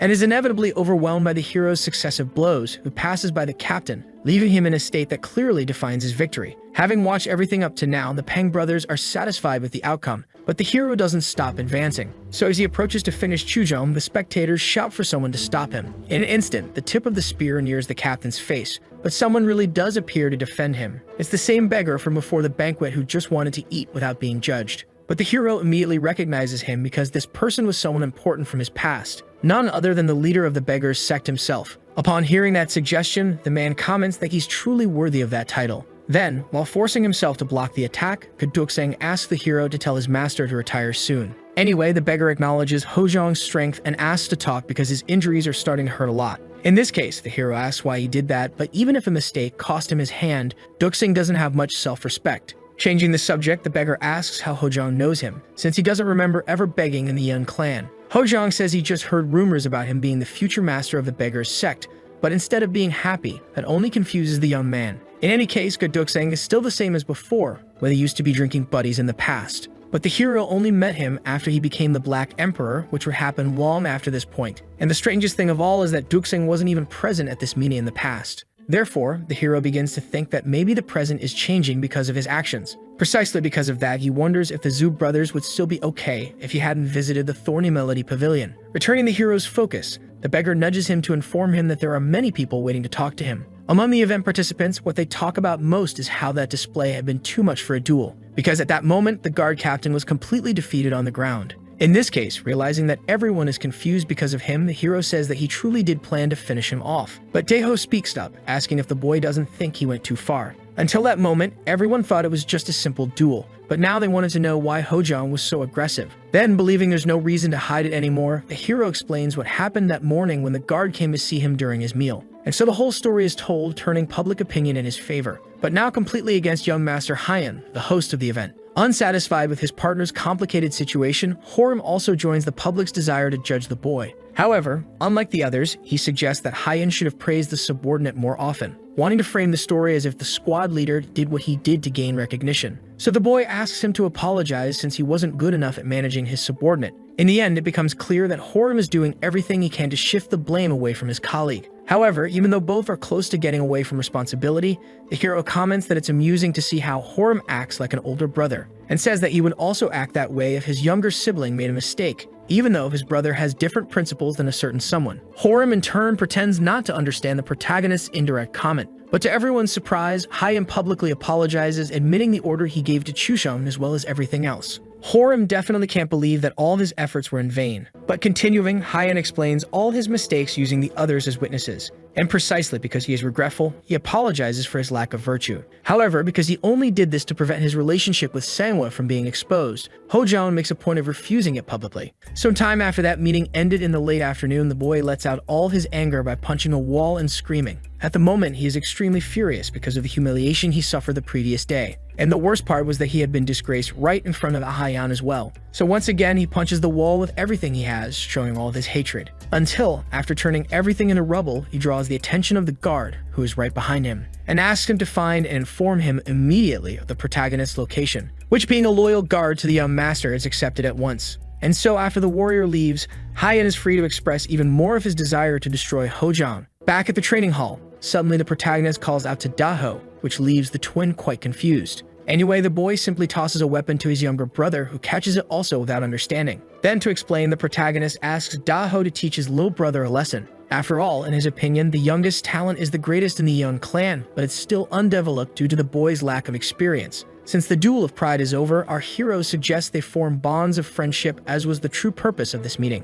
And now, seeing the younger one's reaction, he accepts the conditions to fight so they can get to know each other. Without wasting time, Chipion introduces himself and asks for Peng's guidance, which makes the young man laugh heartily, already excited to get started. With that, the other event participants pair up to do the same and finally get to fight people they've always wanted to, such as the case with Yanhua, who asks to improve her skills with Manho, and Ayan's ally, who asks for Dukseng's guidance, to the latter's surprise and delight. So while the two head out to enjoy themselves a bit, the young man thanks him for his goodwill. And now, since their duel was interrupted last time, the hero asks if Horim is ready for a round 2. Even without intending to interrupt all the other parallel fights happening, the one between the protagonist and the young master Mayan makes everyone stop to watch. And because the intensity of power is much higher, one of the spectators can hardly believe this is the same person who fought Chuzhang. Approaching the fight, the protagonist gives his best with a thrust, but the boy manages to defend. And despite damaging his weapon, he counters, sending the protagonist flying, which fills him with pride. But unfortunately for him, our hero repositions midair to strike again. This time it's something even Horim admits he might not be able to block.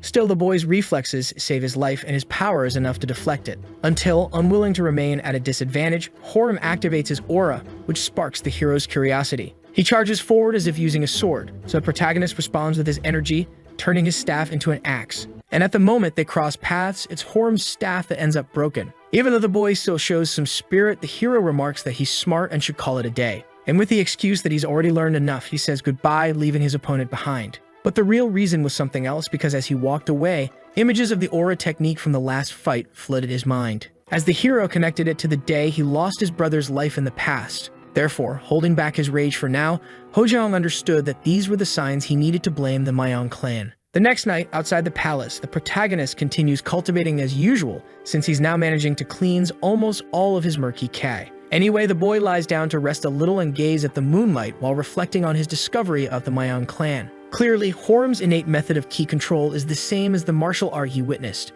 Depending on each sect's breathing technique, the method of ki control varies greatly, which is why clan leaders control who learns them. Moreover, that blade technique was hard to recognize because on that day, the assassin used a spear. Regardless, the protagonist can barely contain all his hatred from having to remember what happened. A long time ago, when the hero had no power at all, he hid behind a bamboo grove during the invasion and witnessed the attack that took Jipyeong's life. But even in that moment when the worst was happening, the younger brother never stopped thinking about his older sibling. Because that blow was fatal, and despite all the despair, the boy never looked in Hojong's direction, not even once. He turned his eyes away because he knew it might reveal his location. But it was only after the enemy disappeared that the hero's body moved, and with nothing else he could do, he simply ran, until he found a cave where he could scream and cry for 3 whole days and nights. However, by the end of that, something changed in our hero because he made a promise to himself that he was now remembering. That promise was to never again leave regrets behind. In the midst of this sorrow, Duxing appears, saying he can feel how bitter the atmosphere is. Then he scolds Hojong since all the nearby plants are dead from his killing intent. Anyway, the hero stands up and asks what brings the beggar there,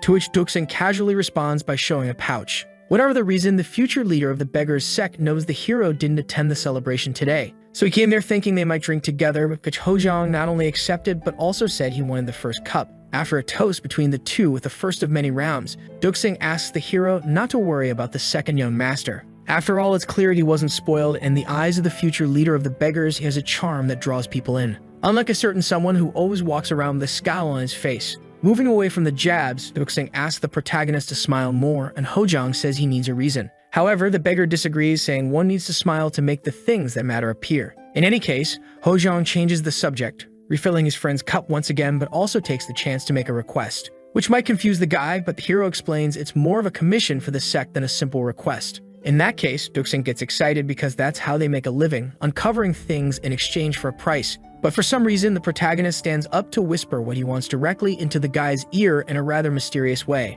Unable to believe it, Duxing asks for confirmation, and the hero confirms it. As for the first and second requests, they won't be difficult. However, Duxing says the third will be a problem, which unintentionally discourages Hojong. So to fix his mistake, the beggar shouts that he can do it, but still asks for the reason behind it. Therefore, our hero makes it clear he has a total of 3 requests and says that if Duxing can properly figure everything out, he'll also discover the reason behind them. Sometime later, 2 people are talking about an attack, and one of them comments that since it's being ordered, it's an indirect assassination. However, the guy giving the order believes his colleague's clan owes a lot to his own. Since he doesn't hear a refusal, he takes that as acceptance of the offer and tells his partner to be ready for when he's contacted. Before anything else, Yansong, who will be the scapegoat, asks to pose a question. In the end, what he really wants to know is what grudge Hyan holds against our hero. But even though the guy denies having such feelings, Yansong bursts out laughing, saying that even a dog would believe him. After all, something like that should have been said after hiding that murderous intent in his eyes. To the young master of the Dang clan, it's obvious his partner hates the hero. But Hyan refuses to agree and says the boy should use this opportunity while he still has his pride intact.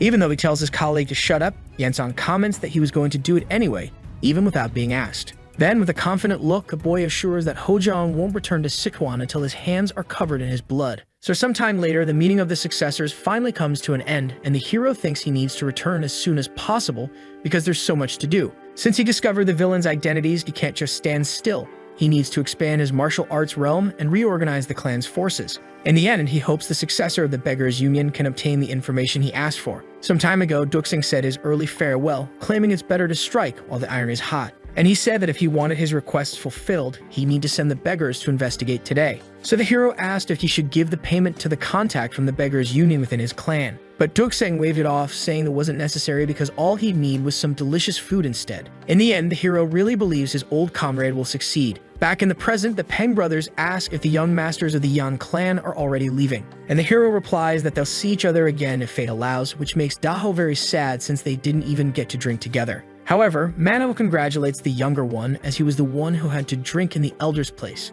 Amid this good moment, someone else shows up to say goodbye to the protagonist. Ayan, persistent as always, asks the boy to have lunch with them before leaving, which Hojong refuses. Still, the hero tells the boy that he'll head to Jiangsu to be his guide at some point. But since that makes the girl jealous, he says the same goes for her. Anyway, the girl gives him a gift before he leaves. and when he asks what it is, she explains it's the shining sharpening board from her clan. Recently, the zoo have started some business related to blacksmithing, and since the company is in southeast Anhui, the girl asks Hojang to visit them. Even so, the hero still doesn't know the reason behind the gift, so the girl explains that spears and staves aren't his focus, and although she doesn't know what is, she guarantees it'll make something of quality, which the protagonist is thankful for, especially since he's not from the same clan as her. Ayan, in turn, sees no issue in helping because it was thanks to him that the first daughter and son of the Zubul clan were able to survive. That's why their father would say the exchange was worth it, so the four successors of the clans come to an understanding. And soon, along with his brother, the protagonist bids farewell to all those people. In the end, Ayan is disappointed that the boy leaves without even looking back.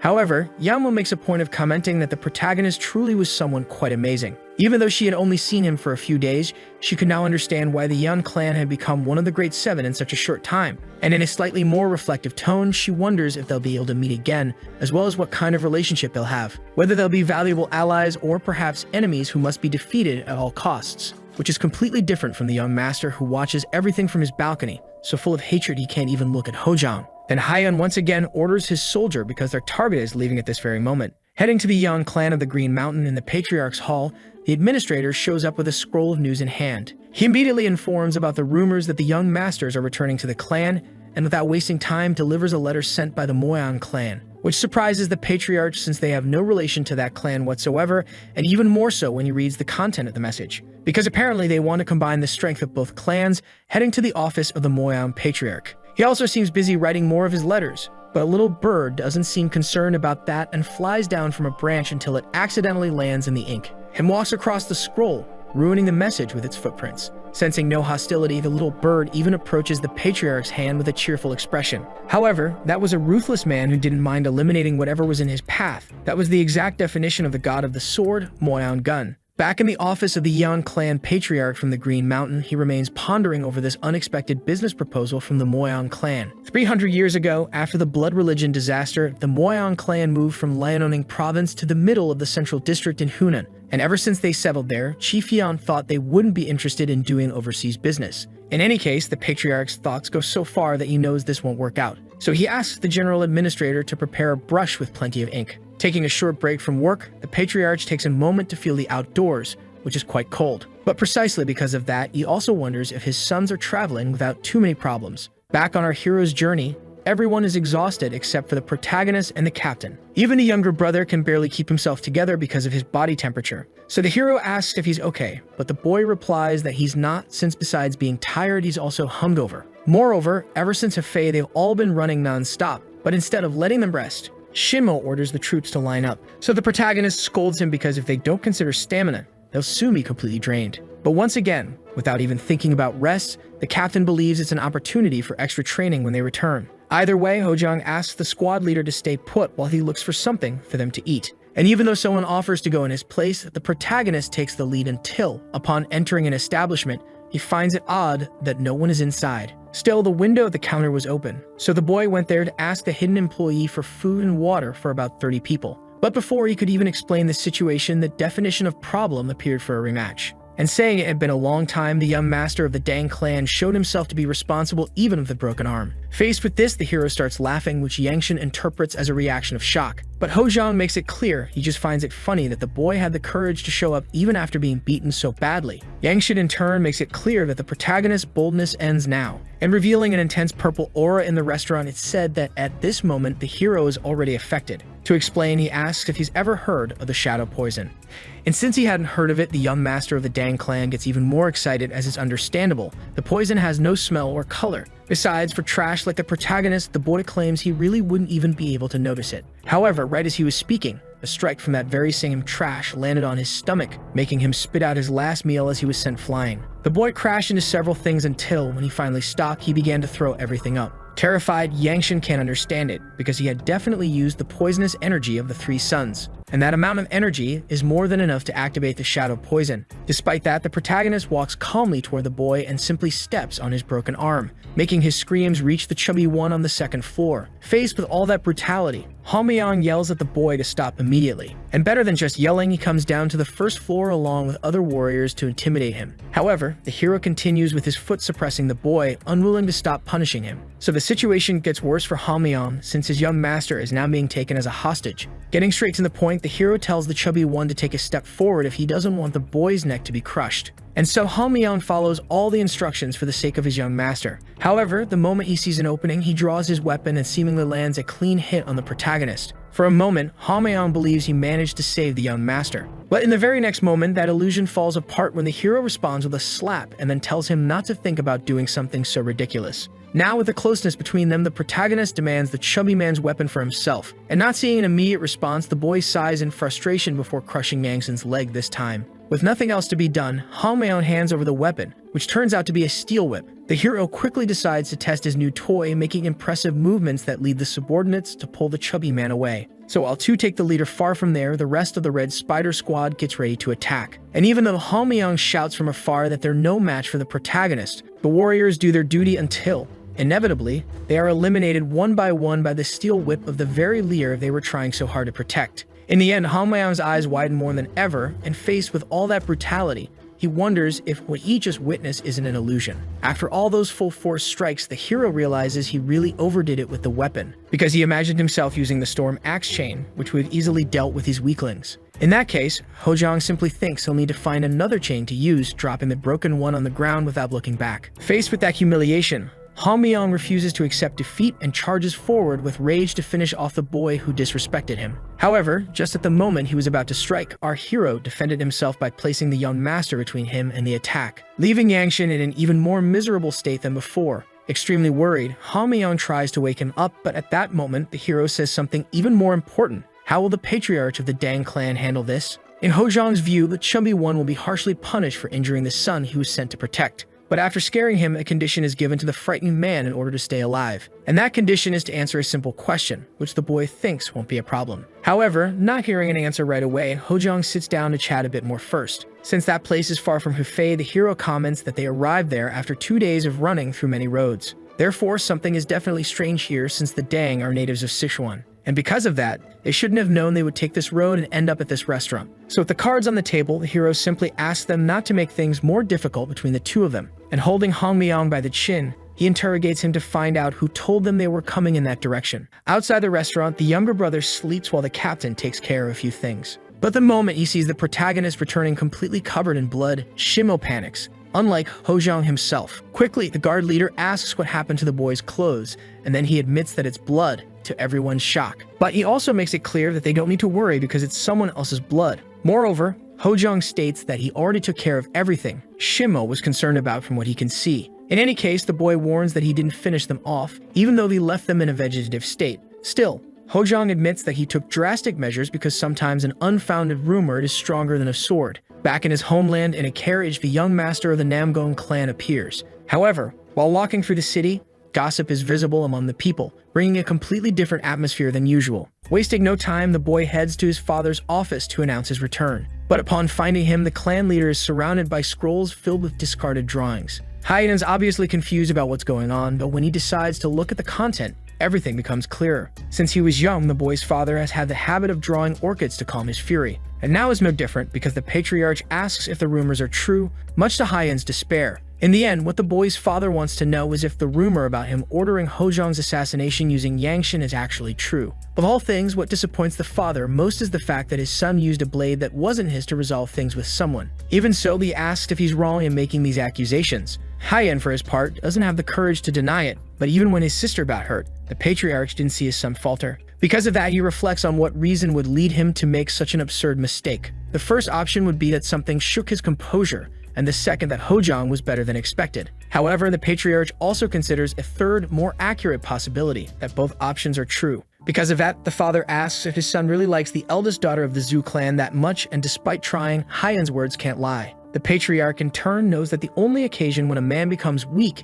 is when he falls in love, which can be seen in the current situation that has no justifications. In any case, the father says that at this moment a falcon has been sent to the Zhu clan, and since Hyan is the son of the great Nambone clan, he is more than qualified to marry their daughter. Because of this, the boy even gets a bit emotional, but the patriarch tells him not to be fooled, because he's only doing this to restore his son's composure, treating her as a tool, not a wife. In any case, Hyan admits his defeat but assures that he won't lose again. Then, now a bit more proud of his hair, the patriarch finishes trimming the bonsai leaves and thinks maybe it's time to settle things with the Yan clan. 20 days later, the young masters finally return to Green Mountain. More precisely, to the patriarch's office, where they present themselves in the presence of the general administrator. In this case, the clan chief welcomes them and tells the youngest to go rest before serving the hero some tea, which, being drunk very quickly, startles the general administrator. Anyway, the father asks why his son is in such a state, so he replies that he trained a bit along the way, but it wasn't anything major. In summary, he ran alternating between 7-minute sprints and active walking rests,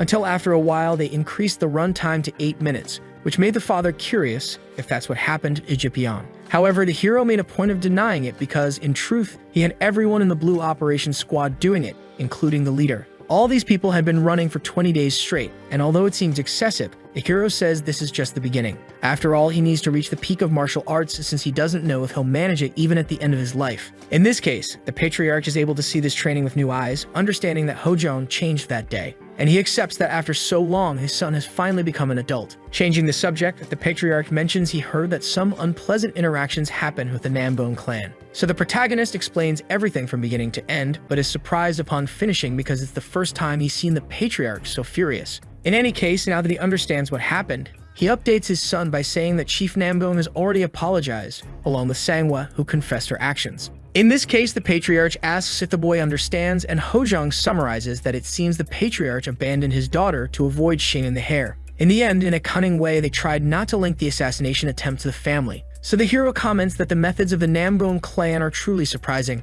Getting straight to the point, the patriarch asks if they should accept the apologies. And since a martial artist's life is always in danger, the hero is in favor to enhance their reputation. In this case, the father tells the eldest to go rest a bit, since he's been active for so long. But before leaving, he calls his son's attention again, this time to praise his actions. Thus, the protagonist's expression relaxes and he returns the gratitude with humility. The next morning, Hojong ran to the training field and dressed with many weights on various parts of his body. With everything ready, he sprinted off to train his endurance to the maximum. 2 months later, the protagonist was already able to run in this same way over water. And after 4 months, just the wind from his sprint was enough to slice bamboo in half. At a certain point, the new year arrived at the Yan clan of Green Mountain, but the boy continued training. And only after feeling complete did the protagonist on a certain day remove his weights because he had finally reached somewhere. Now with an excited expression on his face, he believes he's finally ready to face the villain. Sometime later, the beggar announced that he had completed the 3 requests, although he deeply regretted not having accepted the commission fee. Because of that, in a letter, Duxing makes it clear that if a delicious banquet isn't prepared within half a month, he will cause a scene. However, for the protagonist, that was the least of his problems, and since the heir of the beggars said he would personally come to meet him, the fact that he came all this way just to deliver the contents of a letter can only mean 2 things. Either the information is so sensitive that it would be terrible if it leaked, or he has a lot to say. In any case, after getting all the information, Hojong knows that it's finally his turn to act. Watching everything from the top of the stairs, the clan patriarch stares at his son until he notices. Without wasting time, he asks if the boy has finished today's training, which Hojong confirms. Then the father asks him to follow, because there's something he wants to talk about right now. Naturally, the hero asks if he did something wrong, since lately he hasn't left for anything except training. Without further talk, the 2 later arrive at Bamboo Forest, the same one where they once talked about the innate key of True Blue. Soon after arriving at a certain spot, the patriarch asks his son to choose one of the weapons on the rack. And as he thinks about what this means, Hojong finally begins to understand that he is about to face his father in a duel. To be sure, he asks if the duel will be serious, and the patriarch confirms it. After all, if it weren't, there'd be no reason to bring him there.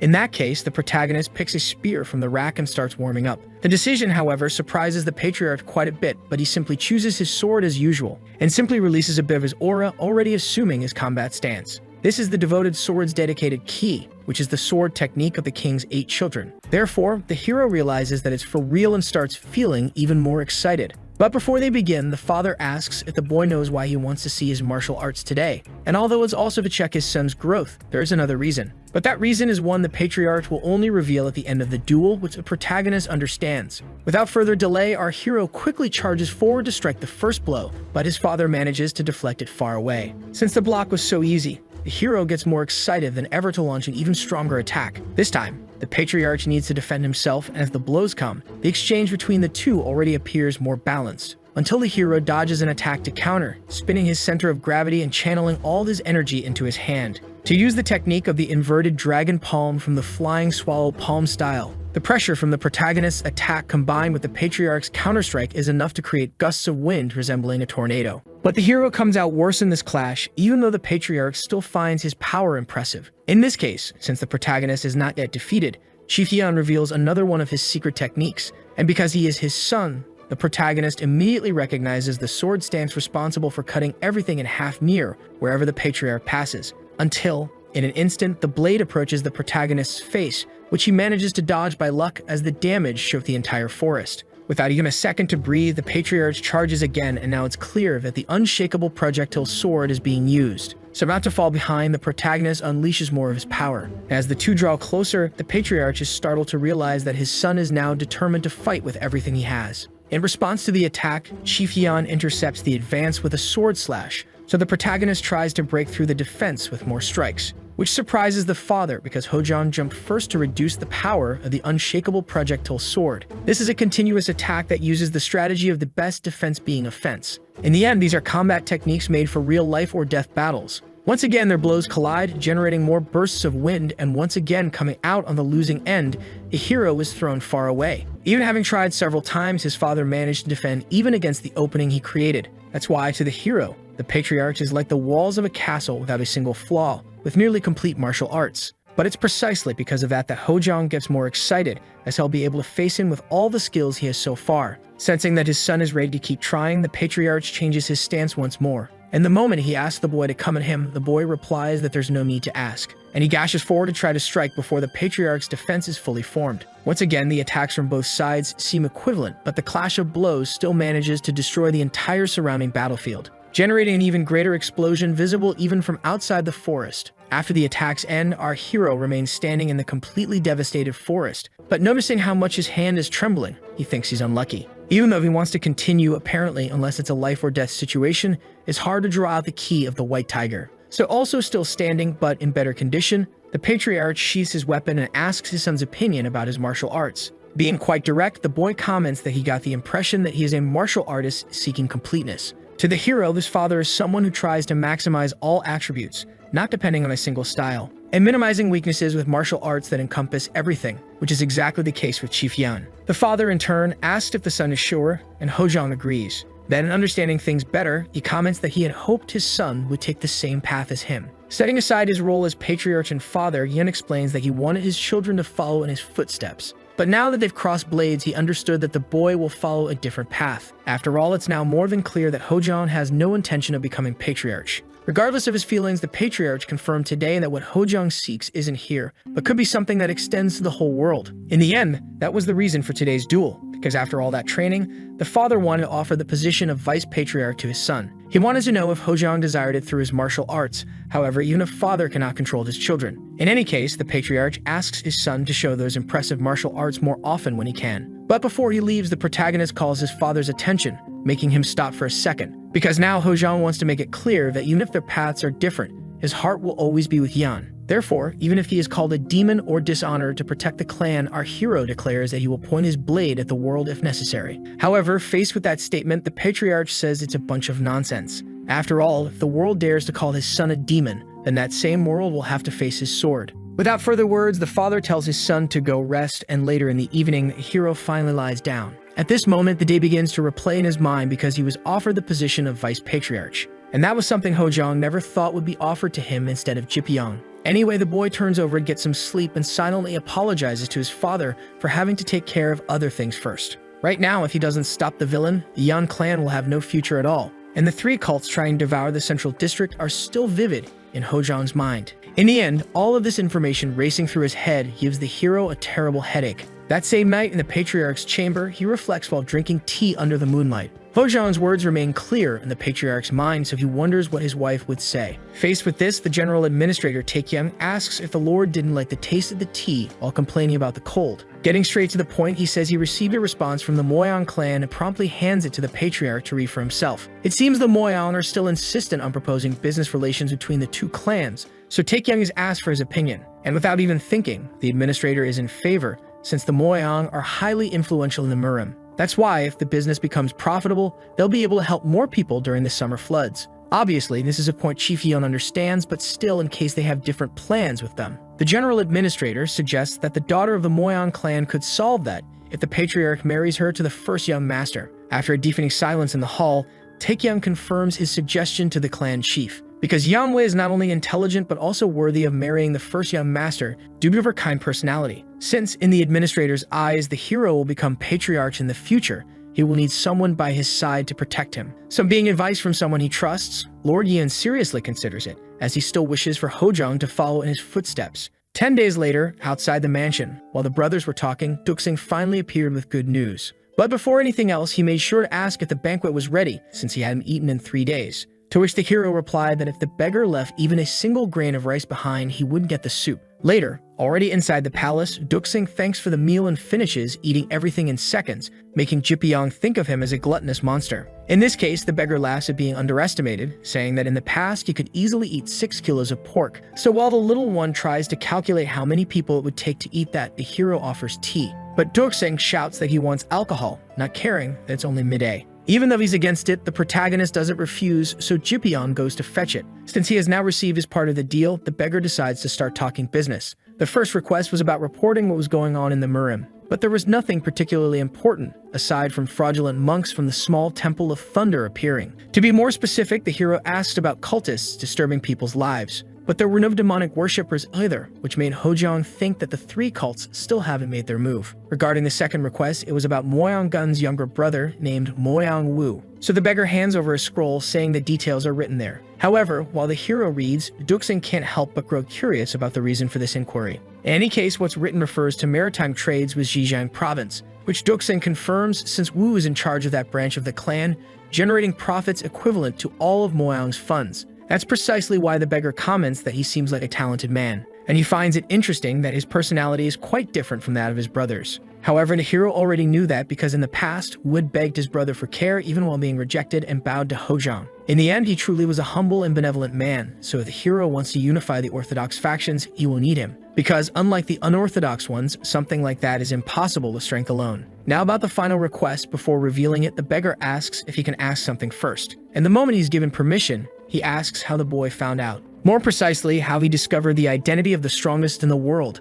as well as how the Moyang clan had been secretly training the Sword of Death to grow stronger. Sometime later, while miners work to collect resources, those responsible for the expedition observe everything from above. Soon one of them asks how things are going, and what seems to be the assistant comments that it will be finished in 3 days. Then, once the work is done, the chief orders all the workers to be buried. This is the cruel patriarch of the Moyang clan, named Moyang Chun. Changing the subject, the chief seems excited, so Chun admits that he is, because in a short time, the martial arts of his ancestors will be in his hands. 300 years ago, the descendants of the Moyang, along with the martial emperors in the 4 directions, repelled the blood religion. In the end, only part of the martial arts was passed on, and until today, the patriarch believed the rest had been lost. However, now the martial arts in the 4 directions have been found, and if he learns them, Chun believes he will surpass even the 13 of Sangshin. With that, Chun asks if they already received a response from the Moyang clan, but is informed that the Yeon are causing delays. In that case, Chun thinks of Moyang Gun as truly a soft-hearted man. And if the Yeon clan rejects them again this time, the patriarch asks for them to be discarded. But more than that, Chun asks if his servant isn't just as curious as he is, because now they are in possession of the lost martial arts of the clan. And with all of his power in hand, Chun is eager to test them to see how long the Yeon can survive. In an icy forest near the palace, a projectile is launched at a tree, creating a hole in the middle. But this is just part of our hero's training after discovering the truth about the villain. Some time ago, the moment he heard the news, our hero's aura was completely released, frightening Duxing, and even with the boy trying to calm Hojang, the boy's powers seemed to be out of control. Because of this, the future leader of the beggars was thrown far away, and as the pressure increased, Duxing began to feel a sharp pain in his heart, until finally the protagonist managed to calm down. The truth was, he had already started to lose hope, and now that he had discovered the Mayong were to blame, the fire in his heart was burning and he couldn't stay still. For now, all this training was to release the anger for those who laid a hand on his father, and for burying his brother after burning all the members of his family along with his home. Naturally, the hero remains out of control for a long time and only returns to normal after much destruction. Faced with this, the patriarch appears with a precise judgment that this is not training. Therefore, understanding it to be related to anger, he asks what is bothering his son. But Hojong responds that it's nothing serious, saying he just lost patience due to his slow progress. In that case, the patriarch comments that the son's skills already compare to those of a clan leader, but precisely because of this, he hands him a secret book to help with the boy's development. As all the hero's martial arts are based on brute attacks, his stamina is heavily consumed, which makes it good to learn a counterattack technique. And in this book, which aims to enhance martial arts, is the Dragon Spear counterattack. With that, the hero thinks that when he awakens his full powers, counterattacking won't be a problem. But obviously, he believes he shouldn't compare what he already has with a secret book personally prepared by his father. So he thanks the patriarch for his consideration, who then asks if his son is thinking of leaving, and Hojong says it was supposed to be in the morning, since it will be difficult to protect the family alone. But soon the patriarch will understand how strong they are. In any case, before that, the father asks his son to come along because he has a gift prepared. Thus, in the clan's commercial streets after midnight, the two arrive at a certain residence in the center, and soon the protagonist identifies the place where they are. Then the patriarch enters asking if the old man is already awake. And so after wiping his hands from his work, the blacksmith Bayam Yigang comments that he had been expecting them. While the protagonist tries to understand what's going on, the blacksmith says the commissioned item is already finished. And whether it was difficult or not, he says it was nothing out of the ordinary, since it only took 15 days to make. In any case, now is the moment to reveal his latest masterpiece. And in a way that leaves the protagonist impressed, it is revealed to be a massive steel axe. For a moment, our hero still doesn't understand, so the patriarch asks what he's waiting for to wield it. With a handle almost 2 meters long, the weapon looks powerful and sturdy in Hojong's hands, and the weight of the axe is transferred to him. So the boy tests it with a vertical slash, and when asked if he liked it, he comments on it being quite heavy. However, it's still great, and that was exactly what his father wanted to hear. With the weapon delivered, the two say goodbye to the blacksmith and move away from the old man's house until later returning to that forest. Before his son leaves, the patriarch asks if there's a chance he's thinking about getting married. Then the protagonist says he's not, but asks if a good partner was found. In that case, Shifian asks what the hare thinks of the daughter from the Moyang clan, as she is someone of great intelligence and many talents. Hojong, in turn, asks why it has to be the Moyang clan when there are several others. And in response, the patriarch reveals the business proposal made. Therefore, there are cases where clans marry to strengthen relations. However, noticing the boy's startled expression, Chifion asks him to pretend he didn't hear it, because he too is against loveless marriages. But what the hero was actually thinking about was the reason the Moyang suddenly wanted to cooperate. Before returning and after the Yan clan of Green Mountain was annihilated, the one called the strongest in the world was the Moyang clan. At the same time, the Mayong slowly began to deteriorate, but the confusion was that for some reason, the Moyang suddenly fell into obscurity. Putting together all the information about maritime trades and invasions, the heroes still can't shake a strange feeling of discomfort. So since the father he knew would never suggest a marriage for commercial reasons, Hojong asks if someone else recommended it. And the moment the name of the general administrator Taekyung is heard, everything becomes clear. The administrator is someone with a calm expression and a gentle smile, modest, but still holding an executive position in the clan's finances. To avoid bad feelings, the father also comments that he too suggested making Hojong the patriarch. However, the hero wasn't angry about the marriage suggestion, but about something he always knew, and which he had just confirmed, the existence of a traitor in the family. Sometime later in the icy winter, the administrator arrives at his house covered in snow, until he's startled by the reception of the protagonist, who is sitting in his armchair. Obviously, the administrator is frightened, so the hero says he came to discuss some matters. And since things are not yet fully clear, Hojong asks for a minute of his time. To welcome the young master properly, the general administrator prepares some tea. Then the hero soon asks if it was him who suggested his marriage, and believing he would be criticized, he bows and apologizes for overstepping. However, to his surprise, Hojong denies any kind of upset and even praises the action, saying there isn't a man who doesn't want to marry a beautiful woman. Nevertheless, his criticism is that the general administrator is having a narrow view of things. Hojong sincerely admits that Yangwei is a very beautiful and elegant woman, but the hero says that such a woman is a hindrance, because she is the type who devours her husband instead of serving him. In this case, the protagonist approaches to ask the general administrator for a favor regarding his father. And once again, to Taekyung's surprise, what the young master asks for is to be introduced to another potential wife. To explain himself, the protagonist says that he must marry anyway, but he wants a beautiful woman who isn't Yanhwa. because that way he'll be one step closer to the position of leader of the Yan clan of Green Mountain. Faced with that, the general administrator asks what the hero is talking about because, as the eldest son, the young master is the rightful heir. But all the hero asks is to trust him, because the reason for his father's suggestion is already something everyone knows. And to convince him even more, Hojong says he will always remember Taekyung's work while fulfilling his duty for the clan's future. Thus, it works as the administrator accepts the orders, and then before leaving, the hero simply asks once again to trust him. The next morning in the clan chief's office, the general administrator delivers the list of documents that need to be reviewed. And so, while the patriarch reads everything, Taekyung takes the initiative to call his attention for a moment to comment on the young master's marriage. And to the patriarch's surprise, what is being discussed is about introducing someone else instead of Yanhwa. In this case, Lord Yeom closes the document to ask the reason for this, and Taekyung states that Yanhwa would be a wonderful wife. However, he believes another woman would be more suitable to comfort the young master, especially since there is also the possibility of the Moaon refusing. To explain the reason for the refusal, the administrator comments that she is highly valued in the clan, so if the leader agrees to offer her, it would hinder business. With that, the two look at each other for a while in a deafening silence, until the patriarch asks if working with the Moaon clan is really that important, and Taekyung affirms that it is. Because if they can make more money working with them, he guarantees they will be able to improve the quality of life for the people. With that, since he cares deeply about his people's well-being, the patriarch says he will accept. Then the administrator says he will send the message, and regarding the wife, you will find another that isn't Yanhwa. With nothing more to say, Taekyung prepares to leave, but before that, the patriarch calls him once more. However, this time it's to thank him for his good work, to which the administrator replies that he is already happy to help the clan. Sometime later, the general administrator delivers the letter that should be sent to the Moaon clan. But this time he seems much happier than usual, especially because the journey so far has been extremely difficult. At the moment, he doesn't know if it's been 8 or 10 years, but today both families will end up in ruins.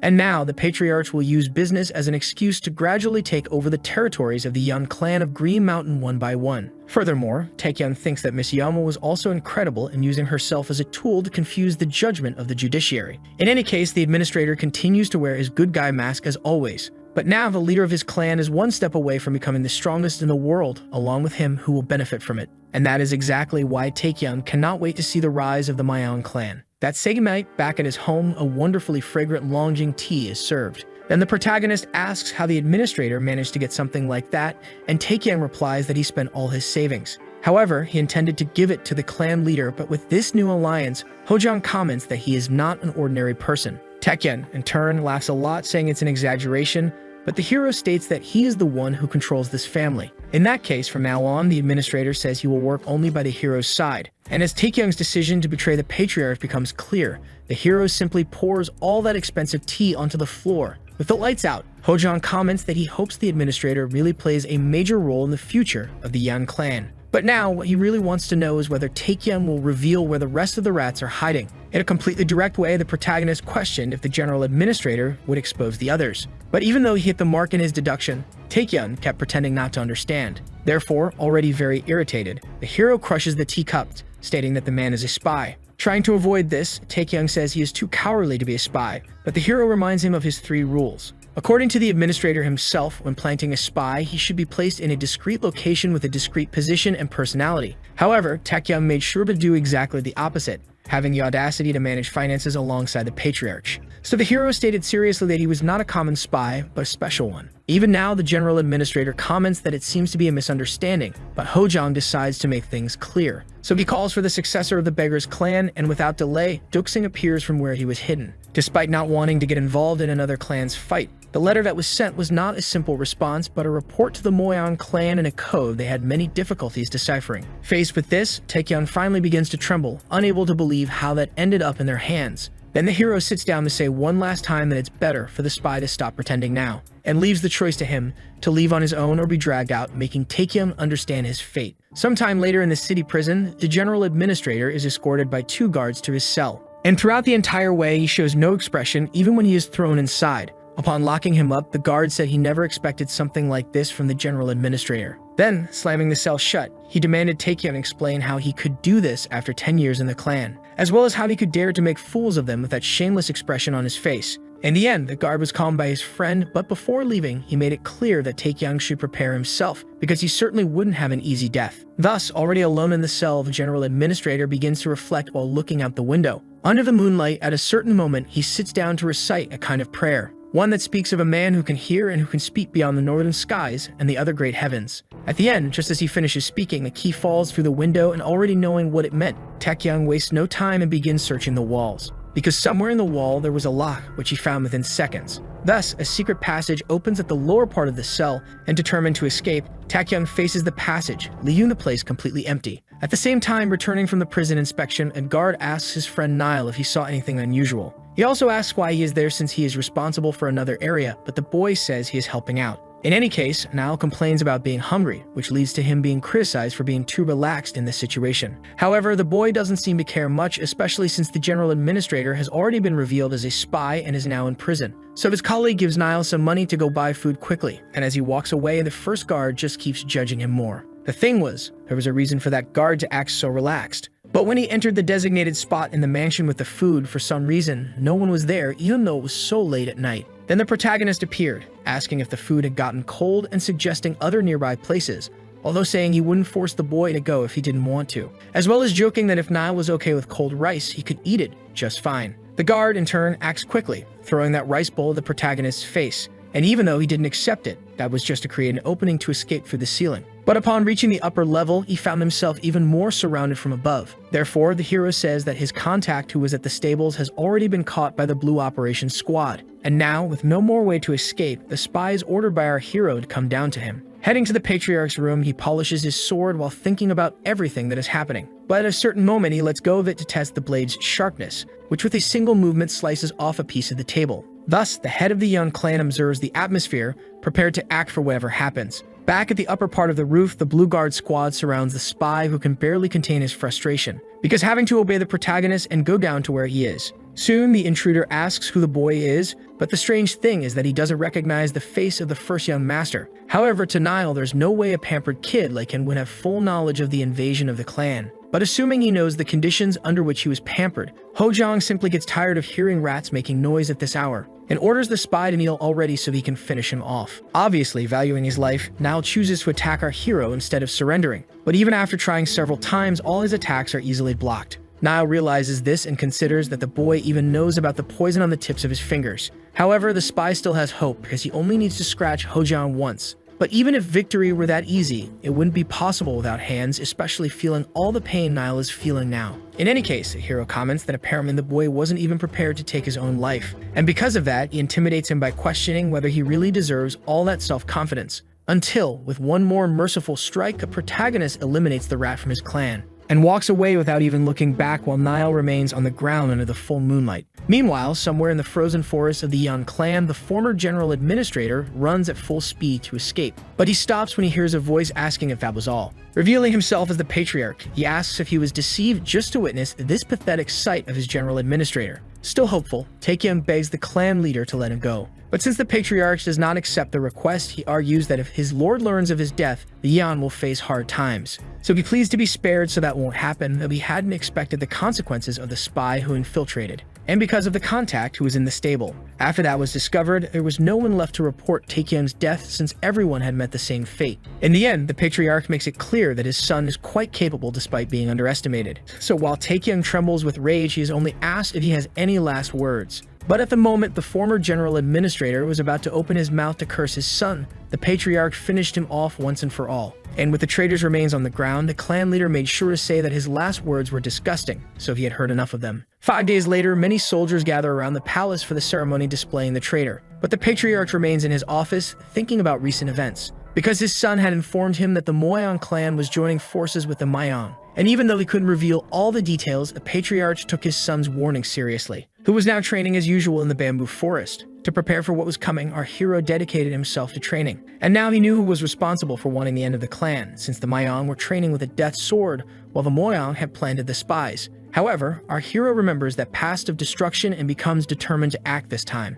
Therefore, with a completely different posture than usual, he shows the result of his practice, with a simple axe swing strong enough to shake the entire structure of the forest. Sometime later, the protagonist returns to the palace along with Dukseng, and because he is taking too long, Hojong asks him to accompany him. However, suddenly the future leader of the beggars feels something approaching from behind. But at the same moment it was sensed, this person approached at an unreal speed, jumping over the two. Then at the last moment, Duxing tries to shout to warn the young master of the enemy attack, but that wasn't necessary because the protagonist managed to defend himself easily. However, what drew the most attention was not that, but the fact that the attacker was actually the second young master, Jipyeong, which also surprised Hojang. In any case, the younger brother keeps attacking without even waiting, leaving Duxing increasingly confused. But among the attacks exchanged between the two, one nearly hit the protagonist, cutting off a piece of his hair. So the hero responded with a spinning strike that only didn't finish the brother off because it was stopped at the last instant. And thus the young man finally stopped attacking and began to laugh as expected, since he couldn't beat his older brother. In any case, Hojang praises the younger one's attempt by saying that if he had let his guard down, he would have lost. But the boy understands that if he doesn't hurry to reach his older brother's level, he'll lose to a certain person. Changing the subject, he asks if Hojang is already leaving, and upon hearing that he is, he asks to say something before his departure. However, Hojang lies that he will return soon because from now on, the road ahead will be a path of blood. And precisely because of that, he doesn't want the younger one to get involved in it again. However, all the younger brother wanted was to ask Hojang to be careful on his journey. And so he said goodbye to the hero along with the future leader of the beggar sect. But that was also a lie because Jipyeong planned to go after his brother at some point. Later, in a mountainous area with present vegetation and a living fauna, a little bird flies from its branch to rest on the shoulders of the Moyeon clan's patriarch, Moyeon Gun, during his training, until his daughter appears to warn that her father might catch a cold like that. But even though it's a little cold, Gun believes it's been a long time since the weather has been this nice. In any case, his daughter came to deliver the report from the spies in the Moyeon clan, as the patriarch had succeeded in finding the ancient martial arts.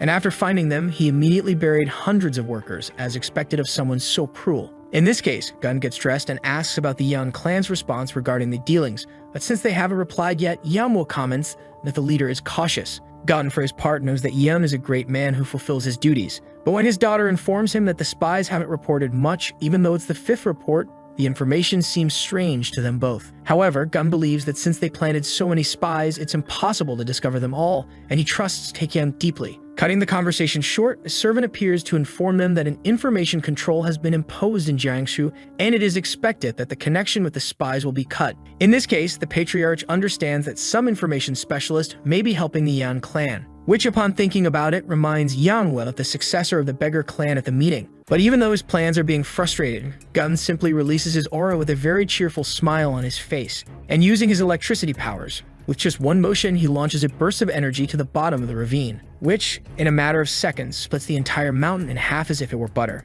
Then, with this demonstration of power, Gun states that they'll have to bury the Yan clan faster than expected. 5 days later, in a pavilion in Henom Shangqiu, while nothing is happening, Duxing takes the chance to eat as much as he can, which obviously shocks the other people. However, what draws the most attention is the sound when the protagonist's axe hits the ground, chipping off a splinter. Because the moment he picks it up, everyone starts to pay attention to the size of the weapon, confused about how the skinny boy can hold something like that. Returning to the table, the hero asks his companion to eat more slowly since he's not going to steal his food. But Duxing insists on telling him to shut up because he was forced to run non-stop from Jiangsu to there, and it's the first time he's ever felt this hungry. Precisely because of that, the beggar lets out all his anger. But Hojang resolves it instantly by letting him eat as much as he wants on his tab. Then, changing the subject, Duxing quickly asks when the protagonist is going to explain. Since at the moment they are in Henom, which is a region far from the Moyeon clan but very close to the Moyeon clan. The beggar is dying to know the reason they're there. But to answer that, the hero says the reason is very simple. At that very moment, the information that the hero is in Henom Shangqiu reaches Patriarch Gun, as expected.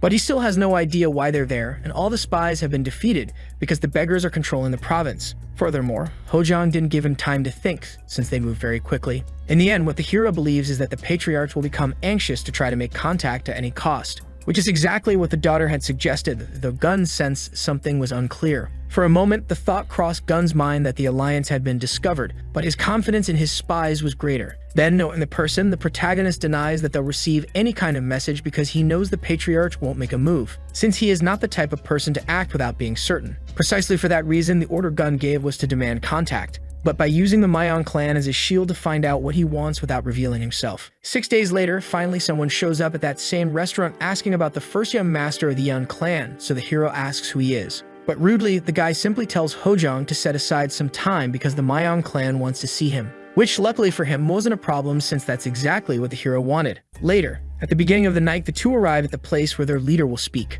But before approaching the campfire, the guy from before asks the hero to drop the axe, which he obviously ignores with a smile until the leader asks to leave him alone. because even she wants to know what that huge axe is, as she heard the main weapon of the Yan clan is a sword. Furthermore, the leader of the Mayan clan's assassin squad, named Mayan Anji, asks if it isn't too heavy to carry that around. And to respond, the hero drops the axe, creating a hole in the ground, then states that it's light, which Anji finds very funny and praises Hojang for being so bold. In any case, she asks where the beggar is, but the hero denies knowing and asks why she's there. Anji, in turn, says the night is long so they can talk, but Hojang immediately makes clear his knowledge of the spies. Although the girl tries to pretend not to understand, Hojang reveals he has already taken care of all of them. Both he and his father did everything very diligently, but the hero knows there are still vultures who joined forces with a clan to devour his own. Even now, the girl continues to deny all the accusations. However, Hojang mocks her, saying that since she came, it's not hard to deduce she received an order to capture him. In that case, Anji starts to take the statement seriously,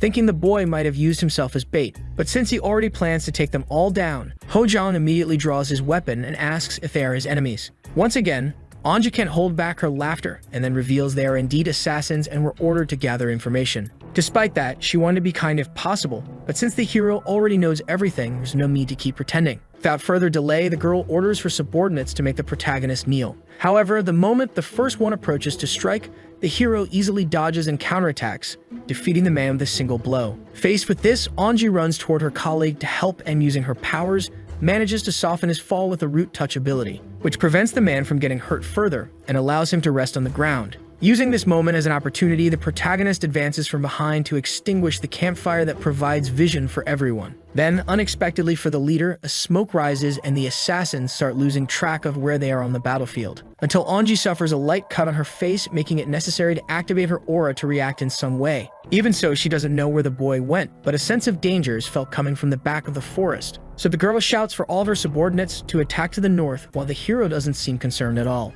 Especially since, at the moment they try to attack, all they manage to hit is the barrier surrounding Hojang, only to then be completely suppressed by the shield's counterattack effect. Faced with that, Anji finally begins to feel fear. But that is understandable, because in front of her stands Hojang with a kind of divine giant spirit in the shape of a turtle. And to intimidate them even more, the hero warns that if they try to run, they'll lose their legs and therefore orders everyone to kneel now. Meanwhile, in another slightly more distant place, a secondary group of assassins is searching for something, and since nothing seems wrong there, they decide to head back. However, that would have worked if not for the presence of others in that location. Because they were trained, one of them noticed a strange presence, but it was already too late as most of the group had already been defeated, and no longer needing to hide, the beggars from the beggar sect appeared, surrounding the 3 remaining warriors. And among them, Duxing stated that it was exactly as the protagonist had said, unable to believe how perfectly he had predicted it. Honestly, at first, a successor of the beggars was a bit suspicious. After all, orthodox factions usually don't work together to bury another. It's the kind of thing unorthodox ones do. However, since the assassins recognized him instantly, it becomes clear that even the orthodox ones are doing bad things. And because of that, the leader orders the Mayan to throw away the title of the strongest together, as they don't deserve it. In the end, surrounded by the beggars, the assassins suffer the consequences of their actions. Back at the main battlefield, the protagonist defeats another one of his opponents. And at the moment when 2 of them advance from behind, they are also repelled with a spinning strike that sends their heads flying. Faced with that, the vice commander can't hold back his rage upon seeing his subordinates in that state. So Mayan do charges forward, saying he's going to tear the protagonist to pieces. However, the moment he gets close to the hero's axe, the 2 clash and Do immediately loses his strength until he crashes face first into a tree. After all, the upper part of her body was no longer in sync with the lower part, leaving Anji completely desperate. In any case, the girl manages to channel this fear into all the anger she's feeling. At the moment, they have lost 7 shadows, so she telepathically asks her partner to contact the 5 who went on patrol and have them return to the branch. As for herself, Anji warns that at the very least she will subdue the hero even if she has to use the secret arts. Therefore, trusting their leader, the 2 say their goodbyes, which surprises Hojang. Anji starts running into the forest where long weapons are at a disadvantage. This also excites the hero, impressed by the quick thinking of the assassin squad leader from the Mayan clan. A few hours later, the assassin approaches the place in the forest where he had been sent. However, upon arrival, he is greatly surprised to see all of his comrades tied to the trees. And the moment he tries to speak with one of his partners about who did this, the future leader of the beggars sect was already behind him, ready to finish off the last one. However, even after eliminating him, he states that they are the street cleaners. Then he orders a subordinate to tie him to a tree as well, along with the others. Duxing, on the other hand, believes they need more evidence than just these guys, because since the opponent is the Mayan clan, they can't act carelessly to avoid public retaliation. In any case, for now, he will think about it after the young master captures the last person. But just as he says this, a dark energy is felt by him, and understanding what that means, the beggar prepares himself and cuts through the path ahead. He uses the leaves as steps to move through the air with his technique of 10,000 wind bursts from the autumn village, in order to arrive as quickly as possible, because it seems the protagonist is not just planning to capture them. Back to the main battle. At the moment it was interrupted the previous night, Onji had hidden behind a tree, and as the protagonist approached, she trembled with fear because of Hojang's barrier. Even now, she didn't know if the boy was creating a monster within his body because she couldn't hurt him, and the girl believed this might be as strong as the martial arts of the main clan. However, she didn't have time to reflect further because once he discovered her location, the protagonist attacked without hesitation. Fortunately for her, the girl managed to dodge, leaving behind a completely crushed tree, and Hojang began boasting about his power. This made Onji also release hers, understanding that she could only win this way. And with just one hand movement, she swept part of the terrain beside the hero. She then stated that the protagonist had done nothing to be so happy. After all, he wasn't the only one hiding his true martial arts, which finally brought more seriousness to the duel. A few hours later, already at sunrise, the two continued fighting frenetically, and Onji was determined to win by using speed to her advantage. She dodged the protagonist's large area attacks and then landed precise blows on vital points. Furthermore, using her power that could move things at a distance, an aura in the shape of a ribbon, she restrained the protagonist and landed several even more powerful blows on all the most critical parts of his body. Once again, the protagonist was feeling on his own skin the power of that martial art that had shattered his clan's plaque with unprecedented ease, and had faced the elite swords of his clan with an unprotected body, demonstrating colossal strength. So after receiving another of those blows on his back, Hojang began to understand what his clan had gone through, and his condition was getting worse, even falling to his knees and spitting blood. Naturally, the girl became quite convinced that she would be able to capture the hero now. However, what the protagonist was thinking about was everything his father and younger brother had suffered. Therefore, while the girl advanced to try and intimidate Hojang more effectively, the boy was turning all that hatred in his heart into power. With unbelievable speed, the girl tried to attack, but even then she couldn't land a hit, being not only stopped by the hero, but also slammed into the ground. Next, Hojang raised his axe to finish it off, but since the attacks couldn't get through the barrier, Onji boasted once again. After all, with the secret art of her clan, a regular axe attack wouldn't work. However, the truth was that, to her surprise, the protagonist had no intention of stopping, and so he decided to deal with it by using all his persistence until he could eventually break that defense. Until finally, the girl began to beg him to stop, but Hojang didn't stop because in the past, when it was their turn to beg, the Mayan didn't stop. Thus, the hero entered a frenzy to vent all his resentment on the girl. But it was at that moment that the future leader of the beggars appeared to interfere in the fight. After an explosion and a little while later, Duxing asked if the girl was still alive, and since her eyes were still open, Hojang confirmed that she was, despite being immobilized by the shock. However, since at least 5 or 6 of her ribs were crushed, Duxing didn't think the hero's attitude was very empathetic. Even so, he understood that they had tried to destroy his clan, but interrupting his thoughts, a servant shouted, asking when they were going to eat. Then the hare shouted even louder for him to shut up and call it doctor. Changing the subject, Duxing began to insist on the point that they needed evidence of what these people were plotting. Therefore, he criticized the hero's decision to simply go around eliminating everyone. In any case, Hojang asked if capturing an entire intelligence squad wasn't enough. But Duxing said it wasn't, because even if they interrogated them, it would all pretend to be innocent. In the end, they needed more time to discover how far the Mayan clan had gone, since there was also a squad like that in Jiangsu. And it would take about a month to investigate, even with help from the leader of the Dragonhead Union. Even though it was the best option for now, Hojang thought they needed to act faster. So he asked which clan was harder to bring down, the Mayang or the Moyang, which was quite a difficult thing to consider, comparable to a tiger versus a lion. In the end, Duxing believed that because of their prestigious history, the Moyang would be a worse opponent, and Hojang agreed, because the Mayang's history already extended for 100 years of influence expansion that wasn't well regarded by the public. Moreover, at the moment, Hojang still hadn't made contact with Yua, who would be necessary if he wanted to fight against the 3 cults later. Therefore, taking down both clans now wouldn't be advantageous, but forming an alliance against a common enemy would be. So the hero suggested they pretend to have gone mad in order to try to befriend the lion. Sometime later in the Moyang clan's palace, a servant appeared to speak with the patriarch because a letter from the Beggars' Union had just arrived, which to Yanwo wasn't a surprise at all, since she had been the first to suspect it. In any case, Gun focused on understanding the message until, during the reading, he couldn't contain the strong emotions that stirred his aura, to the point of breaking pieces of the table, which made Yeonwoo curious to understand what the hell was written in the letter. After finishing reading, the father immediately handed the letter to his daughter as well, because a brat named Yeon Hojang had sent it. However, now Gun was more than anything impressed with the patriarch of the Yan clan for managing to raise such an interesting son. And inside the letter, the girl was also surprised because the content was simply an invitation to Hinan and for an alliance with the goal of destroying the Mayan clan. In the letter, the hero thanked Gun for warning that he would destroy his clan, as well as for the gift from the Mayan clan's intelligence organization, which had relieved his stress. In any case, Hojong said he would share what he was thinking. But first, he asked if what the Patriarch was really after was to become the leader of the Mirim Alliance, and inevitably, not only destroy his clan, but also their current ally, the Mayan. By luck or foresight, the boy had hit squarely on Gun's life goal and deepest dream. Continuing the letter, the hero said he was impressed by Gun's ambition because he was also someone who didn't hesitate to achieve his goals. So getting straight to the point, Hojong said he would attack the Mayan, and knowing that Gun also had a secret plan to end them, he suggested they bury the clan together, but first meet to inspire one another even without trust. Lastly, Hojong said that the longer it took, the greater the loss would be, and affirmed that until the Patriarch made his decision, he would be acting. Faced with that, the daughter asked if it could be a trap, but Gun didn't think so. It seemed the writing reflected the personality of the one who wrote it, and the Moyan chief didn't believe Hojong was superficial. That meant he was confident in his abilities to the point of not caring even if the proposal were rejected. Returning to the message, the Patriarch finds it incredible how the hero transitions between respect and criticism, being the first time he's been so impressed. And somehow, he doesn't know how a plan to destroy the Mayan clan can be so exciting. Without further sharing his opinions, he asks what his daughter thinks, and Yanhwa simply advises Gun to follow his heart, which is in Hinnom. So thinking about it, the Patriarch stands up, deciding that Hinnom might be the perfect distance for a trip. Heading to that same city where the protagonist is, he walks alongside the hair of the beggars, who can't see a street vendor without buying some food. But even if he's odd, he's generous with tips, to the vendor's relief. Dukseng,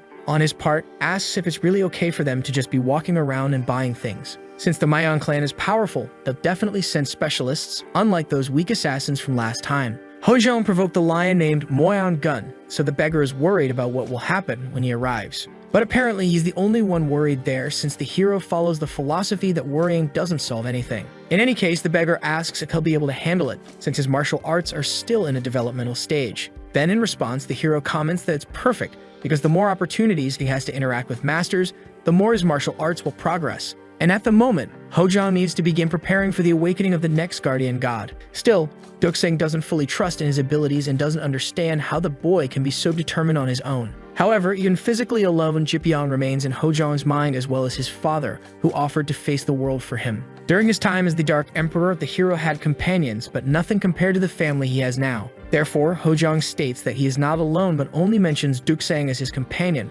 although he also says it's just a business relationship. In any case, the beggar doesn't take it seriously and changes the subject, asking for a better meal after they take care of the next assassins, especially because there are already 6 of them nearby, and according to Dukseng, more will appear soon. So the two disperse into the crowd to divide attention, and to avoid blocking the public's way, the hero walks into a forest, where he chooses a rock to sit on and enjoy the rice ball he bought. However, even before that, sensing the presences, he asks them to wait until he finishes eating, leaving a warning with a projectile as he launches them on the bamboo near the area where the assassins are hiding. However, the hero understands that he really won't be able to eat in peace, especially since this only made them all stop hiding. Among them, one asked if he was speaking to the eldest son of the Yan clan of Green Mountain, and since Hojong didn't hide who he was, the man got excited, saying he was in the right place. Surrounded by assassins from the Mayan clan, the hero still shows no concern. Thus, the man says he's impressed because even after a life dedicated to swordsmanship, the boy is the first person he's seen with such skill. And he introduces himself as a member of the Pure White Army, named Mayan Chai-san. In response, the hero asks if he's from the same group of fools from last time, so Chai-san questions whether that brat even introduced the unit's name. But Hojong says it doesn't matter because he just cut them all down with his axe as if strolling through the park. If they're from the same family, everyone who was coming practically lost control, except for Chai-san, who, unlike his soldiers consumed by hatred, apologizes for sending an inexperienced niece to deal with him. Then, out of respect for that behavior, the hero stops mocking, saying it was a good fight. With this provocation, he expected the man to lose his composure and charge without hesitation, but that wasn't the case. First of all, Chai-san asks whether Anji happened to use any secret technique. Then the hero confirms, which surprises the warrior since the boy won even under those conditions. In any case, Chai-san states that he does not rely on secret techniques, and even if the Patriarch believes in them, a warrior's martial arts are something that can't be defined by such things. As for his strength and ki, Chai-san makes it clear that it has nothing to do with his lineage or techniques because it was all earned through training. However, since the protagonist has seen the clan's secret technique, the warrior asks Hojong to be understanding because he will have to be eliminated.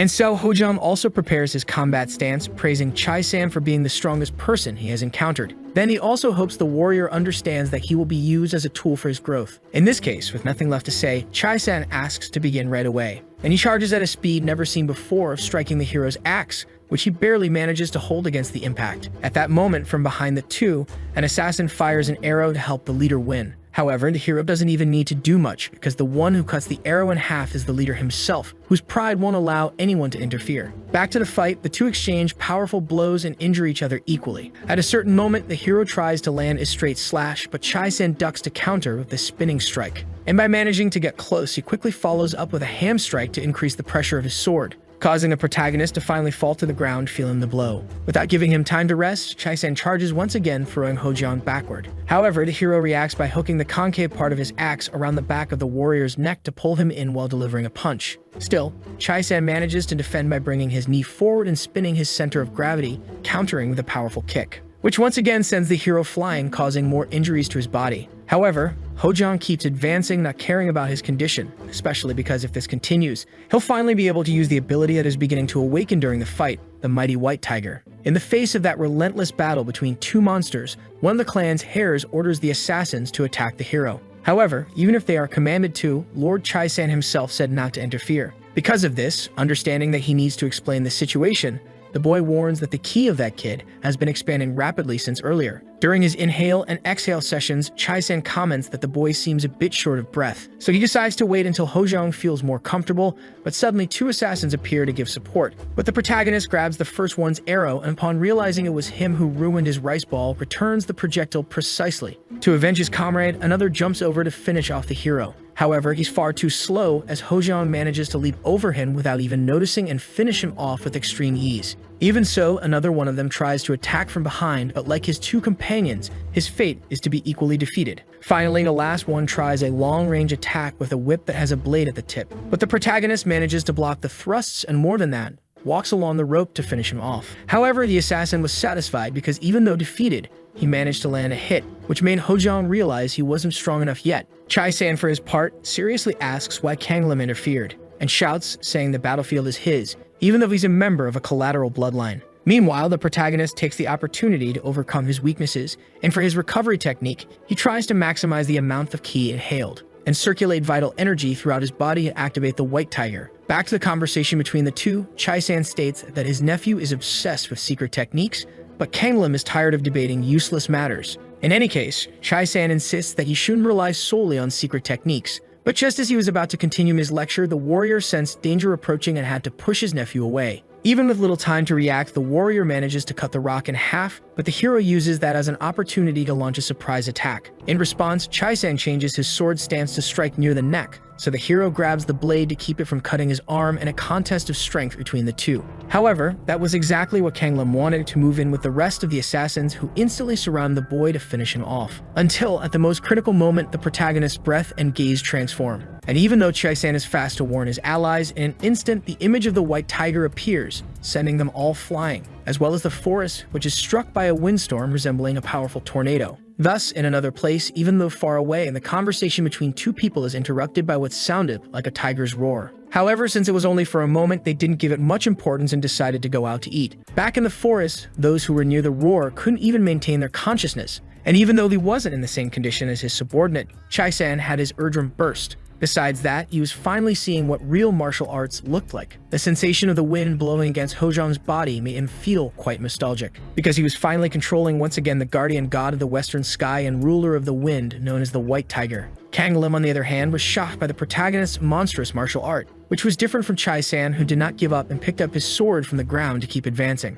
However, his speed was no longer as impressive as it had been at the beginning of the fight, so with a simple attack, Chai-san was sent flying with his sword shattered in half. Without time to breathe, once again the warrior had to look for Hojang, who had disappeared at high speed, until in a moment he reappeared, about to use the domain of the White Tiger. So understanding that hesitating now would mean his death, Chai-san thought quickly, grabbing another sword from the ground and using the Eastern Sky technique. But the hero's speed was colossal, to the point of passing through the last surviving assassins and eliminating them before they even realized, to finally use an even more powerful blow against their leader, which was the 9 slashes of the White Tiger's gale. The impact of the blow generated an even stronger wind than the last one, and as it approached, Kang Lim shouted that they needed to dodge, which Chai-san already knew very well. However, the protagonist focused his attention on the squad leader, so he had to use all of his strength to counter the attacks and keep up with the hero. But at a certain moment, the protagonist's blade struck again, and this time it managed to cut the last sword in half. Even now, Chai-san kept giving his all and used his last chance to unleash the ability 1,000 Observations of the Gods,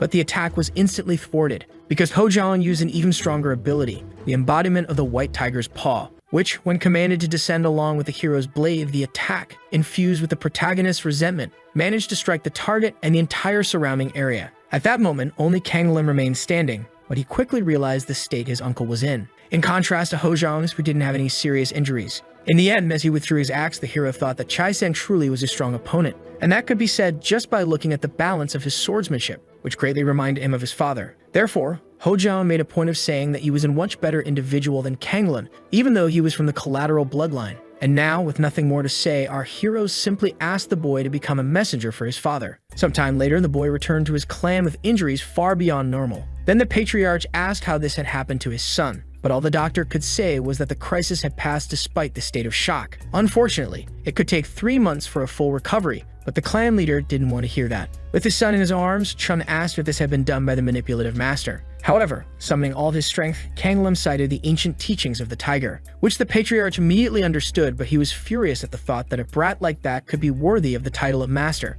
Changing the subject, Chun shouted, asking where Chai-san was to have allowed something like this. But he was informed of his death by the advisor, along with the warriors who accompanied him and the assassins, which meant that Hojong possessed martial arts skills that surpassed even those of Chai-san. Even among the collateral bloodlines, the warrior was one of the top 10 talents of the clan. So, with no other options, the patriarch ordered the release of the Blue Wolves. Before that, the advisor asked if he really should, but since Kang Lim returned in that condition, Chun no longer cared about their reputation. Besides, at the moment they didn't even know if Anji, the advisor's daughter, was okay. In any case, the patriarch asked his servant to simply observe, ensuring that releasing the rabid wolves was the best method to catch an enraged tiger. So the advisor followed the patriarch's orders, going to the place where the wolves were sealed to unlock them, and order their interference with the prey that had been bothering the Mayan clan. The next morning, our hero continued his daily training as usual, and while meditating he has to sustain his center, maintaining balance with the turtle in order to then release the rest of the dark energies using the breathing technique, and finally restore his ki by using the white tiger for that. The white tiger is fierce and violent, so if the ligaments of his muscles aren't strong enough, he won't be able to control it. This is the reason it was worth training so much in the practice fields. In any case, now the hero feels that he is fully refined to match his body, and to test that, he uses the white tiger stance to charge at a tree and cut it into pieces using the tiger's domain. Thus, the boy manages to create immense cracks in the ground, but he still believes it's not enough. So while still there, Hojong unleashes all his power, deciding to push himself to the limit. And now, with everything ready, he was about to use the truth of the white tiger, until his stomach started growling, making his priorities shift. Since he hadn't eaten in a while, Hojong returned to that restaurant, and now he was finally starting to feel alive. Until suddenly a person appeared to toast with him, asking if she could join the table since she was also alone. And even before an answer, she sat down, asking if he wasn't from around there because she really liked foreigners. In a very friendly way, and the girl suggests they visit some charming places in the city, especially since she doesn't mind showing them to the warrior herself. Hojong in turn says she can sit, but the girl chooses the protagonist's lap as her seat. Wasting no time, she compliments the boy's face, asking where he's been all this time. Then the hero comments that he's been in the mountains for about 8 days, which makes her laugh because he didn't understand the question. In any case, the girl introduces herself as Nagbo and asks the hero's name, which he answers without hesitation, despite her flattery and calling him young master. Changing the subject, she asks about the axe beside him, which draws quite a bit of attention, and, as usual, questions how someone so slim can carry something so big. However, that was enough for the hero to ask her to stop, because even a butcher smelled less of blood than she did. In the end, it wasn't hard for him to make the connection between the girl and the cursed Mayan clan. So dropping the friendly expression, the girl asks if it was too obvious. Realizing her mistake, she thinks she shouldn't have said that last part since it's something everyone falls for. However, the hero suggested that since she got so close to his nose, she should put poison on the sleeve of her clothing. And even though it was a good idea, he didn't mind sharing it because they would all be eliminated by his hands anyway. Regarding that, the girl still doesn't seem very scared because apparently Hojong doesn't know them. But even so, she also thinks it's understandable that they're unknown, since everyone who has seen them hasn't made it out alive. To illustrate, there once was a famous sword master called Haiyangsen, and to capture him, only 5 members of the Blue Wolf were needed. In the end, despite being hailed as a rare martial artist, he wasn't much at all. So Hojong actually thinks about that, since the man should have been on the same level as the 7 great sects, and asks how many came this time. To which, with a smile on her face, the girl replies that all of them came, since the master's attention had been drawn. Therefore, Natbo tells the hero to keep his expectations high, because when all 70 members of the sect are present, not even the 13 seats of the Divine Sky can win, which of course is questioned by Hojong. For the boy, with the 10 Divine Emperors and the 3 Lords, the 13 seats would destroy the squad even if there were 700 of them. Besides, Hojong believes that his father alone could already defeat them, so Natbo takes the opportunity to laugh a lot, saying she's really enjoying this since it's been a long time since they've been underestimated. In any case, the girl warns that usually, overly confident like him end up dying young, but Hojong just tells her to leave. Then, in an instant, she obeys, taking with her all the witnesses from the place and leaving the hero behind, quite pensive. Suddenly, the protagonist senses a familiar presence because apparently, the patriarch of the Moyang clan has just arrived along with his daughter. In the past, the relationship between the two was both comrade and enemy for having taken down the leader of the Lust sect together. So the boy wonders what he should say first, but right after taking a sip of tea, he finds the perfect message in his mind. Heading to the port at the end of the day, Yamwu informs about a spy report that just arrived. Then the patriarch becomes quite disappointed upon reading it, because apparently he came there for nothing, as Chan has already ordered the capture of Hojong by releasing the Blue Wolf squad. To Yamwu, this is something terrifying because they are known as the worst group around, and to capture their targets they don't hesitate to burn an entire village. Therefore, in both their views, this is not something a young man who is just starting to rise in Mirim can handle. Suddenly, a beggar appears asking the Lord for a coin, and Gun of course does not refuse to help. However, that was just an excuse to deliver a message that young Master Yeon had requested a meeting the following day. And the message he left was that he would clean up this place before they met, which made Gun burst into laughter like never before. Because in the end, this really was a place where either you clean things up or things clean you up. The next morning, in an inn where the protagonist is staying, he wakes up peacefully and opens the window because it's already morning. Then, wasting no time, the boy opens a compartment he had hidden, revealing several of his tools for combat. And right after picking up one of them, the boy infuses his aura into it and throws it out the window, hitting a man on the street. Upon falling to the ground, he startles all the other disguised citizens nearby. So without even trying to hide, the hero shows himself at the window to begin cleaning up that squad. A few meters away, a vendor tries to earn his daily bread. Then a colleague shouts, asking if Zhang isn't selling too cheaply, but the bald man comments that it's also cheap for fishing. That's why he keeps trying to sell that enormous carp, which is almost the size of a child. But at the moment he was about to say the price, one of the hero's tools also hit him, revealing a sword hidden inside the fish. And it also struck the vendor's friend, who had a weapon hidden in his sleeve. Faced with that, innocent people began to appear, asking what was going on. And since there were more imposters than Hojong thought, he felt he needed to speed things up. Wasting no time, he throws 2 more of his knives, one of which hits a fruit vendor, and the other hits a companion beside him, who barely managed to wield a spear to counterattack. Naturally, the protagonist goes through the city clearing out all members of the squad, until just when he thinks he's finished, he realizes there's still a place with a very strong killing intent. And so he heads straight there,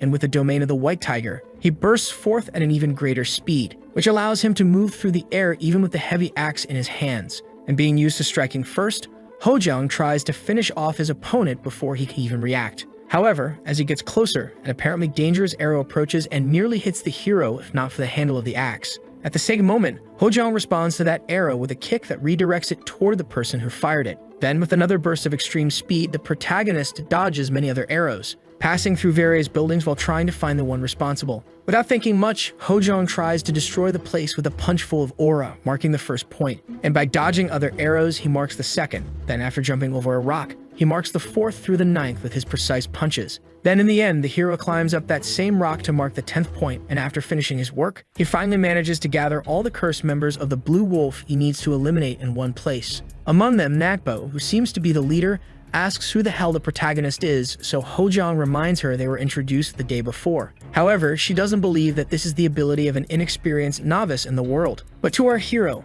that doesn't matter, so he just tells them to come to him already because he needs to finish before sunrise. In that case, already feeling disrespected enough, Natbo yells for the poison to be released, and in an instant, a wave of destruction rises up the rock. The assassins in turn quickly place cloths over their noses and start boasting, saying the poisonous smoke will soon fill the hero's lungs. Furthermore, even if he manages to escape that, he will face them, who are ready to attack. Then, more excited than ever, Natbo yells that the hunt for the hunters has finally begun. However, what she didn't expect was that instead of fleeing, the protagonist would dissipate that poisonous smoke and counterattack by sending it right back to where the members of the Blue Wolf squad were, making them tremble in pain even while wearing masks that filter the poison. Faced with that, Natbo still doesn't understand this gust of wind because it's as if the boy had created it. But she didn't have to think much because the answer appeared right in front of her with the image of the White Tiger. And not wanting to drag out the confrontation any longer, the hero ordered them all to disappear like the trash they were. So Hojong crossed the top of the rock with his axe, creating a slash that extended to the base of his enemies,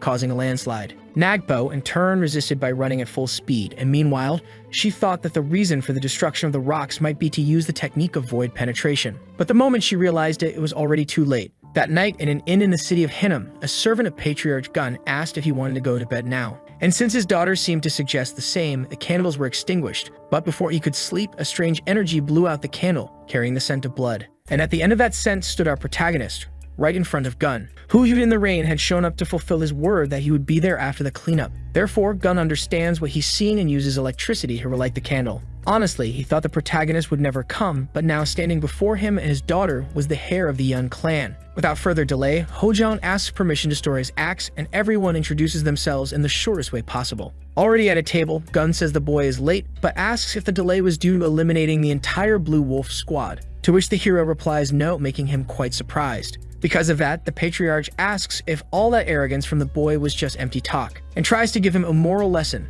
saying that there are times not to cling to pride. But the hero interrupts, saying that 61 were buried or cut down to the end of their lives, and 6 were shattered in such a way that they couldn't be found. Then he selected 2 of the most important people to send back in pieces to the Mayan clan. Hearing that, Gun can hardly believe that in just half a day the entire squad was eliminated. So Hojong gets excited, saying that Patriarch Chun's face when he receives the news will be amazing. The Patriarch of the Moyan clan, named Moyan Gun, in the past had many moments with the protagonist, and now that he sees the one who took his life, the boy doesn't feel well about Gun's peculiar judgment. However, thanks to dying once and managing to come back to life, even though Gun doesn't recognize him, Hojong knows him very well. Changing the subject, the Patriarch scolds the protagonist's action, because the Blue Wolf squad was a faction feared even by them, so how could the boy annihilate all of them and still send 2 as examples? Now it's clear that the entire clan will act, no longer wishing to keep things quiet. Clearly, that should be enough to settle the score, so Hojong asks if they should back off. But the Patriarch declines, replying that he enjoyed the trip very much, so he decides to simply pretend they never met. Still, Gun remains the same cunning man the protagonist remembers, as he's clearly trying to calculate the best option. Wasting no time, Hojong brings up the Murren Lord, since that must be the dream and life ambition of every Patriarch. In fact, Gun considers this a good topic, because he was surprised when the letter was sent. In that case, he asks how the boy knew, and more than that, how he could be so sure of his ambition. Then with a smile, the hero simply replies that it was very easy. After all, having the greatest clan under heaven and becoming the leader of the Murim Alliance is something every man dedicated to martial arts dreams of, especially if he's the patriarch of one of the 7 great clans, and Yanhua is quite impressed by how cleverly he answered that question. However, thinking further for a moment, all that expression of anger and melancholy on the boy's face seems to her like an inexplicable emotion, especially because it resembles someone who is once again facing an old and unhappy destiny. Getting straight to the main point, she comments that if the patriarch decides to end the trip like this, he'll have to use the other option, fighting this battle alone. Obviously, Gun can only laugh at the young man's idea, but Hojong adds that he will attack his clan as well. A suggestion like that brings a hostile atmosphere, but the hero makes it clear that he is not alone in this. Alongside him is the sect of beggars, and Gun will have to deal with the rumors that the patriarch planted spies within the great clans to annihilate them. In the end, the hero knows there's a possibility of losing, but if the patriarch acts that way, he will have to give up on his dreams because the sects will keep an eye on the Moyan. Therefore, the price of going against his plan is the end of the patriarch's dream, so the hero asks what Gun's decision will be, whether he will form an alliance or choose to be hostile with him instead. For some reason, this intimidation stirs the patriarch's spirits to the point of shouting with joy at losing. Then he praises the boy's intuition, saying it is unbelievable, while Yanhua thinks it's the first time she has seen her father laugh like that. Either way, Gun calls for a toast to the destruction of the noble family, and Hojong accepts immediately, turning all that hostility into an alliance. While enjoying a meal, Gun asks if they should attract the Shulin sect, and Yanhua comments that it's a good idea since they are in Hinnom, just like the Mayong, and with their prestige, the Mayong clan will be cautious. Even so, in the patriarch's view, he believes they should add one more thing, that being the right to summon the assembly and call for a temporary martial alliance. Naturally, the protagonist asks if Gun understands what that means. However, the patriarch knew very well his goal was to declare the Mayong clan a public enemy to isolate and then annihilate them. Even though surprised, the protagonist understands the patriarch's decisive move, so Gun comments that it's easy to talk with a smart person. In that case, the hero suggests that spies were not only planted in his clan, but also in the Mayong clan, which, although only a hunch at first, turned out to be true, though Yanhua still seems suspicious. Anyway, the hero gets up saying he's going to leave, and understanding that he must have been through a lot fighting, Gun lets him go. However, just before the farewell, the patriarch asks the hero not to die on the way. After all, if that happens, this meeting will have just been a stroll like any other. In response, the hero says not to worry, claiming that even if he were struck by the Dang clan's needles, he would survive. And Gun found it very funny that he chose that example out of all the possible ones. However, Hojong wasn't joking at all like the patriarch, because in their next encounter, it would be his turn. After the protagonist leaves, the patriarch continues thinking about the hero's intimidation regarding his dream.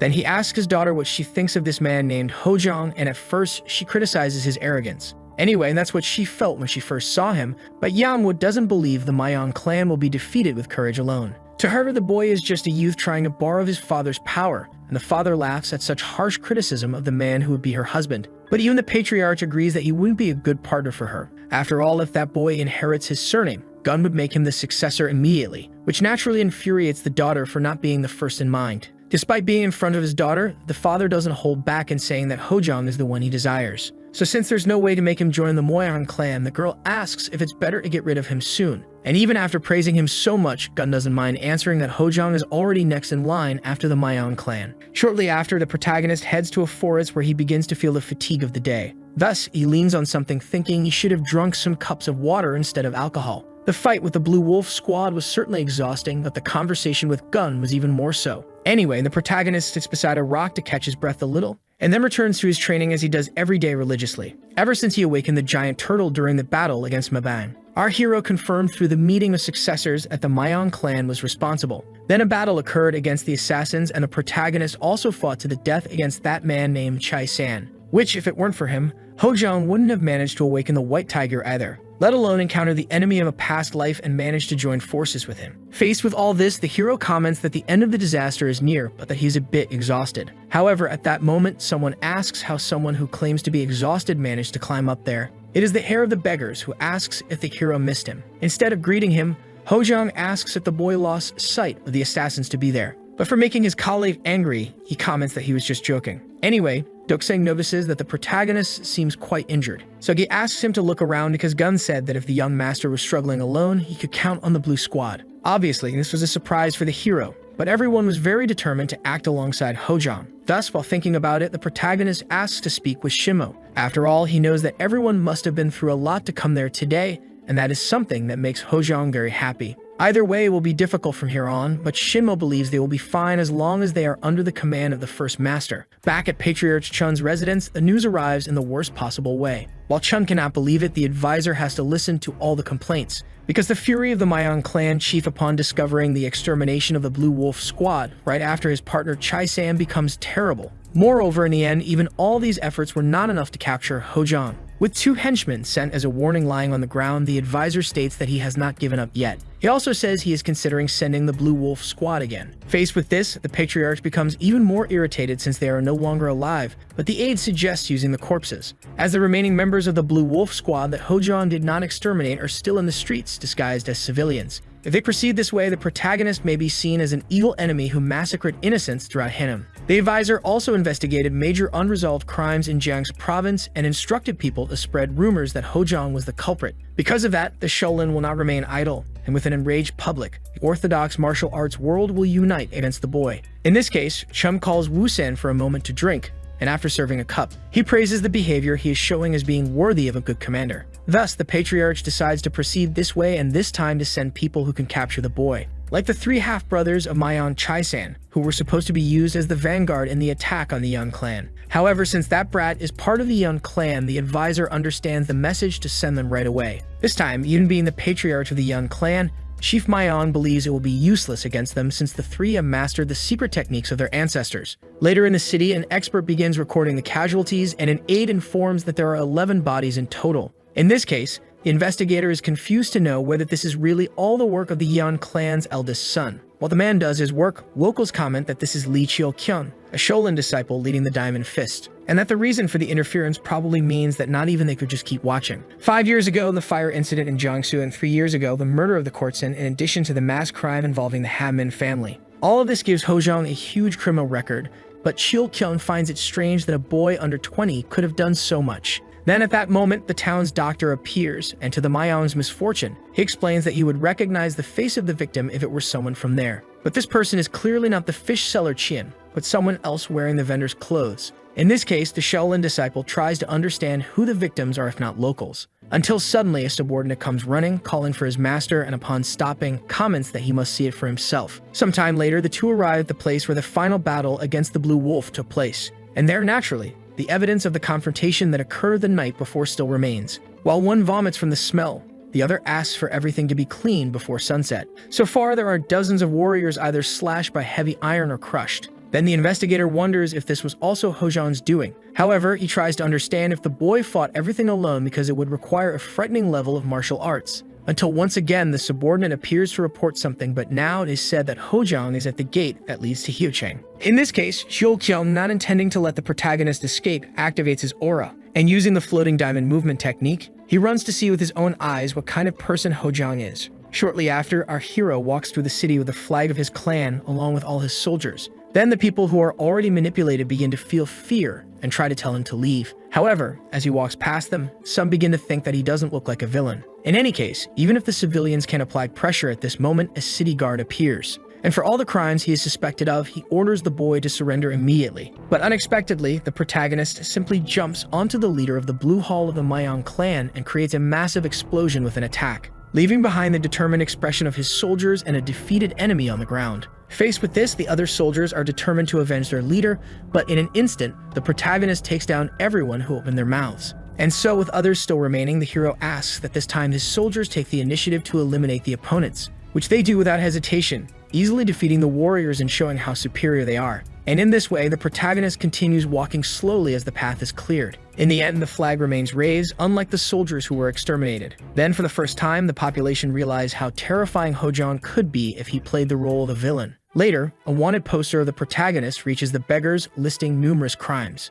It says he caused a fire, among several other unbelievable accusations being spread throughout Hinnom. Then the hero comments that they prefer to send troops without hesitation by portraying him as a villain, hoping that pressure will fall on him. However, Hojang responds by calling his squad leader and asking him to send 10 agile individuals as well as to prepare the remaining personnel to be ready within 2 days. Faced with this, Duxing asks what the boy is doing and to explain how they got to this point. Hojang states that he will have to go see the patriarch of the Mayang clan personally. In a natural reaction, the heir of the beggars believes it to be a trap, but the hero simply asks Duxing to keep gathering information. In every way, the beggar tries to stop Hojang, but his decision is already made. And that makes our hero leave without even looking back, which leaves Duxing angrier than ever. Anyway, even being confident like that, the hero understands that it might really be too soon to advance against the Mayang clan. So far, the turtle's ki has already increased by 2 stages, reaching about 80% completion. And the Hayami breathing technique has purified most of the impurities in his body, with the white tiger filling it with natural ki. Thanks to that, the flow of the white tiger's ki,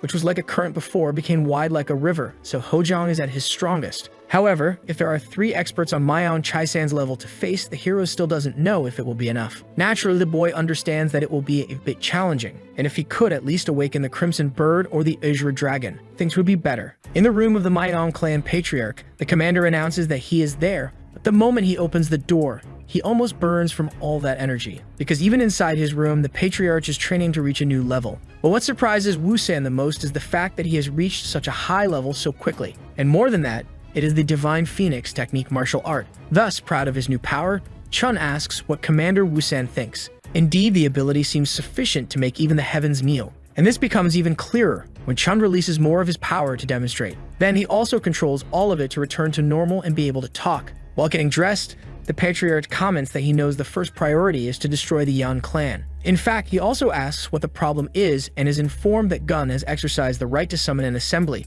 so the temporary Murim alliance will come. In this case, Chun laughs a lot because he believes that since he spread Hojang as a villain, the Moyan clan plans to use that to destroy the Yan. Changing the subject, the patriarch asked what happened with the boy and was told that Wusan sent the Blue Hall as bait. So now both Hak and Hui and Hyun, along with the 300 from the White Dragon unit, can capture and bring the boy. Among them, the bald one is the one they call Mayan Hak, and while Hyun wears a headband, Hui carries his sword at his waist. Faced with this, the protagonist communicates with the squad leader Shimo. Apparently, the 3 are formidable masters, and Hojang confirms this by admitting that, in terms of martial arts, they are several levels above him. However, for some reason, this feeling seems familiar to the hero, as he is certain he has felt this aura before. And when he tries to search for the exact moment in his mind, he manages to remember those who invaded his clan and destroyed everything. Because of that, things change for our hero, and his power begins to leak uncontrollably. Shimo still doesn't understand what this is, but what goes through our hero's mind is clear to him. Since he returned, there hasn't been a single time he forgot that moment. The moment of meeting the enemies who wiped out his clan was near, and Hojong questioned whether he was afraid. But he also thought it could be such a great joy that it wouldn't let him stand still. Without further delay, the protagonist charges alone to face the masters who destroyed his clan. And rushing through the battlefield like a flash, he jumps over Hack, leaving both him and the other two confused. But Hojong could no longer hold back the longing he felt for his past emotions. Back at the Green Mountain Yun clan, the Patriarch is informed that the right to summon the Moyang Assembly has also reached the Patriarch there. Then the new advisor asks if he intends to go, but the chief immediately says no. Obviously, the general tries to understand the reason, but Yun only asks him to deliver this letter addressed to Chun as quickly as possible. Inside it is a message that scolds Chun for accusing his son for personal gain. And in case Hojong is put in danger, it is also a warning that they will pay the price. In this case, the advisor despairs even more at the possibility of them targeting the Lord,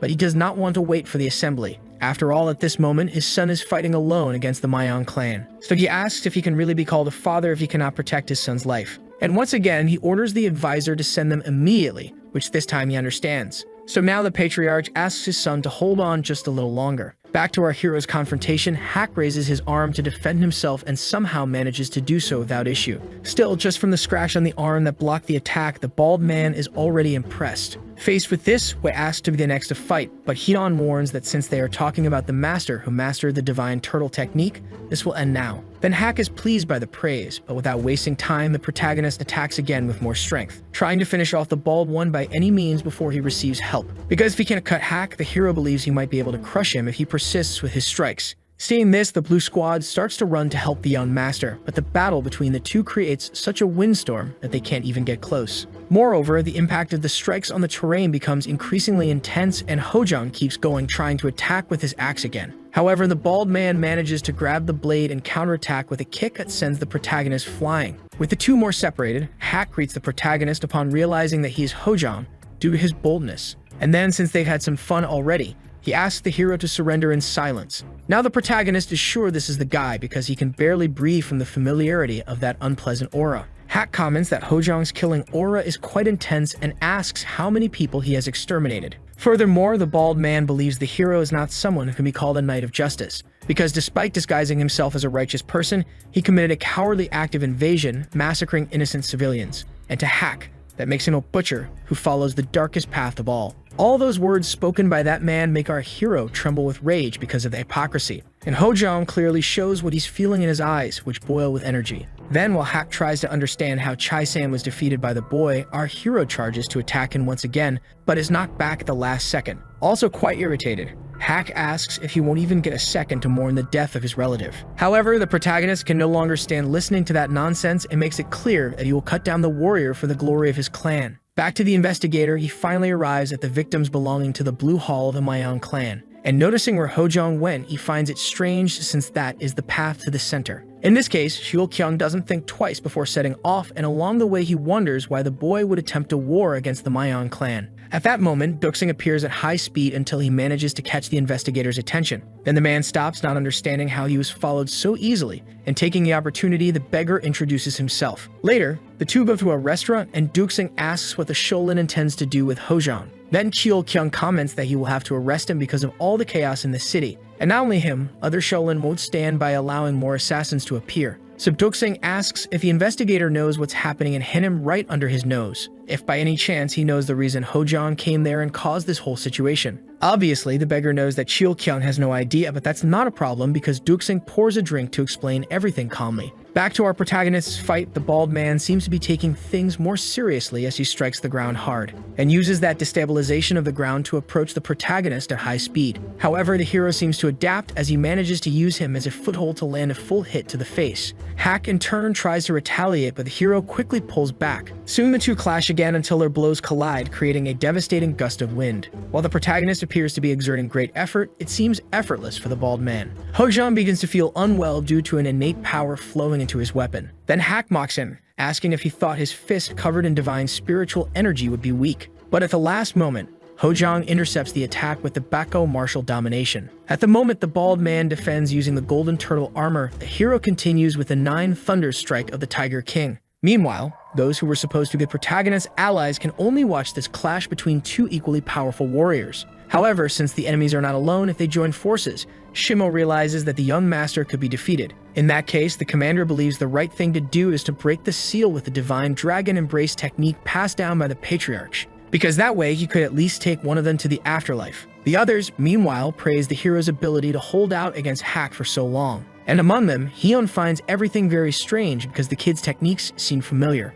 because it certainly looked like something the head of the Mayong clan had done some time ago. One day, a fight was taking place in the mine where the workers were, and with a punch to a colleague's face, one of them shouted because of an insult he had heard, because what was being said was that the Kylan clan's divine technique was inferior to another's. The one who was hit stood up to fight, but the first was determined to prove he was right about being superior. Then it was at that moment that Woosan appeared using the Kylan blood claw to strike the aggressor, which frightened the boy. That was the Kylan divine technique of the chief, and they said that the Phoenix divine technique mastered by the Patriarch was number 1. However, those who made those comments also began to argue, each defending a different martial art. Then it was at that moment that Woosan intervened, saying that divine techniques should be used to bring down the Yang clan instead of fighting among themselves, which due to his position naturally calmed the conflict between the two. However, that boy who got beaten had a mark that is the same seen on Wee's body today. Back to the fight, the allies warn Hack that if the sun sets, they will intervene. So a bit annoyed by that, the bald man apologizes, saying he'll have to deal with everything quickly. And since the hero is blocking the energy that's infiltrating his body through the weapon, it means he only has 30% of his strength, which makes the next strike the most decisive of all, so Hojong tries to provoke him. And it seems to work because Hack releases a greater extension of his power to show the divine spirit technique. Hack uses the spirit's light steps and the protagonist uses the immovable monstrous pillar technique. Therefore, at the moment the two begin to approach each other, it becomes clear that there is confusion because the techniques look very similar.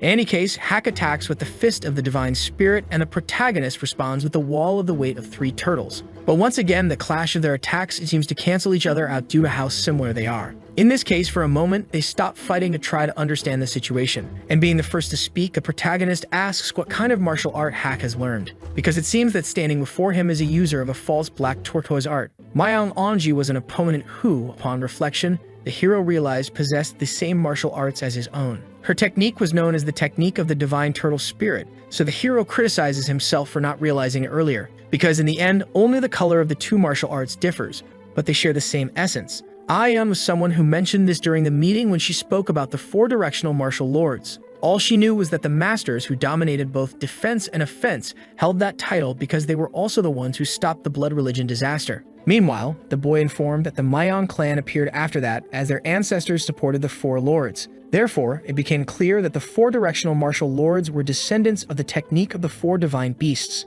And in this case, the ancestors of the Mayong family either inherited or stole the martial arts of those lords, which is quite a natural conclusion. And it also explains the existence of this foreign martial art before his eyes. Hack in turn says he doesn't understand any of this crazy talk about false techniques, and warns that he will kill the boy and then apologize to his ancestors, because for a moment he confused a random martial art with this sacred and historical divine technique. Without further delay, the bald man charges using the same technique as before, so the protagonist analyzes it. And since the immovable monstrous pillar is not a technique executed suddenly, he waits for the strike to reach him to frustrate it at the most decisive moment, sending Hack flying. For an instant, the protagonist's power begins to reveal itself in a greater way, until he manages to use the mighty defense of the true emperor and asks Hack to try again, mocking whether this is the true extent of the sacred power passed down by his ancestors, because if so, he says it's better left buried. At that moment, the protagonist lands the most effective insult to unnerve the bald man. Hack becomes furious at this disrespect, so his partners try to remind him that they need the boy alive. But he doesn't listen and uses the 18 consecutive fists of the turtle spirit to charge at the hero, who summons the same spirit. Thus, the two begin an unbelievable exchange of blows, and amid the defenses, Hojong comments that the black tortoise is the shadow of the north and of winter. Furthermore, it is the guardian of the end which controls water. Naturally, tributaries only flow into the main river because that is the law of water. So the force dissipated through variations will eventually return to the original spring. At least that is what the protagonist bases himself on during the fight. Amid the attacks, the bald man becomes excited upon noticing that the hero's defense is breaking. Then he lunges to take the boy's life, but that's exactly what Hojong wants. Because now, understanding how it works, the protagonist easily dodges the blow. leaving even Hack confused as to when his power became so weak. In any case, the hero places one of his hands on the warrior's head, because now everything he possesses from these false martial arts, the protagonist as the Great Master will take back. While the true energy of the turtle spirit is being absorbed, Hack panics and tries to react but cannot pull his arm back, until at a certain moment, his once strong and healthy body becomes thin and frail. But even now, his partners did not understand what was happening, and they only realized Hack's condition at the moment he dropped to his knees on the ground, having been released by the protagonist and defeated through a complete energy absorption. Therefore, now with great confidence, the hero makes it clear that he has already sent one to the afterlife. Trembling with rage at the state of their brother, both Hyun and Hui charge forward. But all the hero ever wanted was exactly to confront the villains of his past incarnation. That same night, within the walls of the Mayan clan, guards escort the patriarch, who is arriving by carriage. Already inside, Chun asks if everything has been prepared, and the answer is yes. 50 blood horses and 50 death swordsmen, along with 300 soldiers from the dragon army, are already ready. Before anything else, the advisor rushes to speak with Chun, as since Gun will soon call the meeting, the most prudent thing to do is to wait. However, the patriarch makes a point of reminding him of the letter they read in the afternoon with a warning from Lord Yan. For Chun, that clan will soon become a public enemy in the martial arts world, subject to punishment. Therefore, for everything they've already been through, Chief Mayong wants to be the first to deal with it. And so, continuing the journey, the gates open for the head of the greatest family in the world to go in search of the young master, Hojang. Back to the confrontation, while fighting Hui, the protagonist realizes that the martial art is a copy of the Crimson Bird. However, Hyun uses the advantage of being 2 against 1 to apply pressure, and Hui wastes no time attacking from behind. Then the hero uses a wind ability to push the 2 as far away as possible. Hyun shouts to use the technique Phoenix's Flaming Hand, but the hero responds with the 12 walls of the northern sky, making all that fire in the boy's hand cool down, only to respond with the 9 Thunder Palms of the Tiger King. Faced with this, Hui tries to attack the hero while he's focused on his brother, but being unable to, he asks if Hyun is alright, though at the moment, it's necessary to live ahead. Hyun asks if Hui didn't see that Hack had his ki completely drained. And to explain that mystery, he suggests that the boy is a user of demonic arts. But all the protagonist does is laugh at that insinuation, because to him, those techniques were likely created by people like them. To explain, Hojang says that by having a good understanding of the martial arts and the 4 gods, it's impossible to even reach half the power. And besides, even if they don't believe it, the result is that both of their lifespans have already been cut in half. In the end, Hojang shows pity that they are slowly self-destructing with cheap imitations of the techniques he uses. This time, the warriors raise their guard to attack again, but showing a bit of fear. So taking advantage of that and the superiority he already has, the protagonist simply sends the warriors to visit Hack in the heavens, bringing this confrontation to its final stretch, because with those issues out of the way, Hojang orders his soldiers to call the chief of the Mayan clan. The next morning, the flag of the Yang clan of Green Mountain remains raised. Meanwhile, it's mentioned that today is the day of the great meeting, and apparently the enemies are standing still like turtles. Yang Hyun can hardly believe they were intimidated by the young master's strength and believes they won't even need to act. However, Shimo warns that the entire martial arts world is watching, so if they duel, it will become a war. In the end, the duty of the Blue Driving Squad is to protect the young master, and Hyun apologizes for being reckless. However, the boy's words also struck the commander, because Hojang alone was keeping those 300 at bay. Besides, he knew the enemy's weakness, so Shimo doesn't understand how that's possible. Anyway, at that moment, a person yelling that he's not just any beggar draws attention.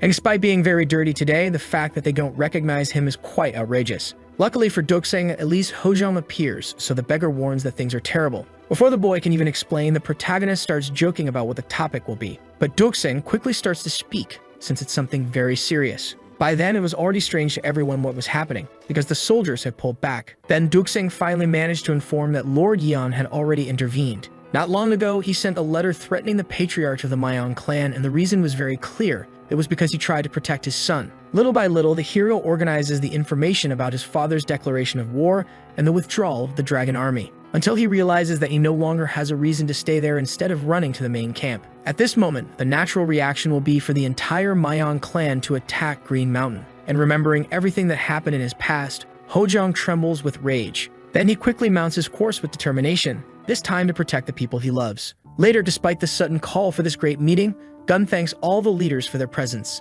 And given the urgency of this very important matter, they decide to get straight to the point. Because today, for the future of Murim, the patriarch will propose that a group be designated as a public enemy. The head of the Nambone clan then begins to wonder whether it will be the Mayan clan or perhaps the Yan clan of the Green Mountain. However, even with 2 clear options, it's still impossible to know what Gun is thinking. At this moment, the leader of the Sholin sect, known as the Great Master Gonggong, comments that the matter is indeed serious, And precisely because it is serious, he remarks that Gun certainly understands what it means. This declaration signifies complete exclusion from the martial arts world of the orthodox path, like a banishment, equivalent to the annihilation of an individual or force, which the patriarch is aware of. In this case, the leader of the Wudang clan, called Samyan Jinin, asks who would be responsible for such a serious crime. Then Namgon comments that apparently there was a general uproar in Hinam. Peng Mugang, in turn, who is the patriarch of the Hebei Pang clan, seems unaware of it. Venom warns that the first young master of the Yan clan has been causing problems there. And that's not all, because he also heard rumors that he is suspected of crimes in Jiang's province.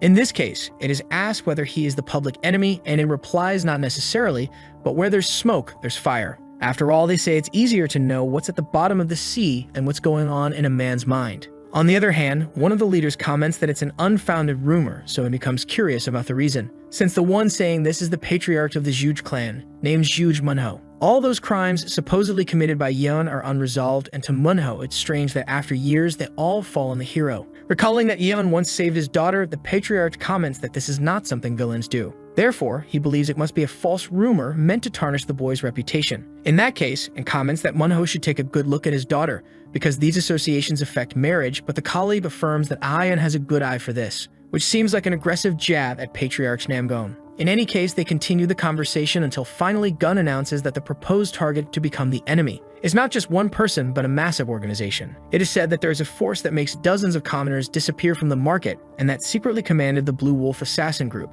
This is a force that buried 800 workers without leaving a single trace. A clan that seeks to conjure the sword of death through the martial arts world of the orthodox path. This is the Mayong family of the 9 provinces. As the decision is made, the warriors under Chun's command approach the place they will attack. And inside the carriage, the patriarch continues his training to prepare for what's to come. Chun made each of the swords of death learn one of the 4 great divine techniques, both the divine skill of the turtle spirit and that of Thailand, the divine dragon, or the divine phoenix. All of these were mastered, and most encouraging was that Chun felt so strong at this moment that he could take down these swords of death on his own. Moreover, the patriarch wonders if there is a stage beyond mastery, because the key of the divine phoenix continues to evolve. And at this level, he believes he could crush all the great clans with insane ease. Then he can't hold back his laughter, which can be heard from outside the carriage. Meanwhile, the protagonist continues riding at high speed to reach his clan, and along with him are both his subordinates and the heir of the beggar's sect. Next to the hero, Dokseng reports that Patriarch Mayong left through the south gate yesterday, riding with his troops, which the hero remarks as an attempt to silence them. Since Chun went to see his father directly, they are trying to eliminate them before their misdeeds are exposed to the Alliance. Moreover, the protagonist can sense the patriarch's desire to test the fake martial art of the 4 gods. In any case, the problem is time, and he wonders whether they can make up for the one-day difference. Still, the protagonist doesn't give up, but instead splits off, asking Dokseng to follow the Blue Operation Squad while he faces Chun, which obviously sends the beggar into a panic once again. But as always, our hero doesn't stop to listen. Until nightfall, the hero keeps hurrying, and once he gets close enough, he dismounts to continue on foot. For at that moment, the image of Chun is already making him uneasy, so using all this power to increase his speed, Hojon charges toward Patriarch Mayong. By morning, after a few more hours of travel, they finally see the sign indicating Yan territory. With that, the horses keep running at full speed, guided by the warriors guarding the patriarch, until suddenly, one of the soldiers notices something and asks everyone to stop. Then, as something approaches in front of them, they still try to understand what it is.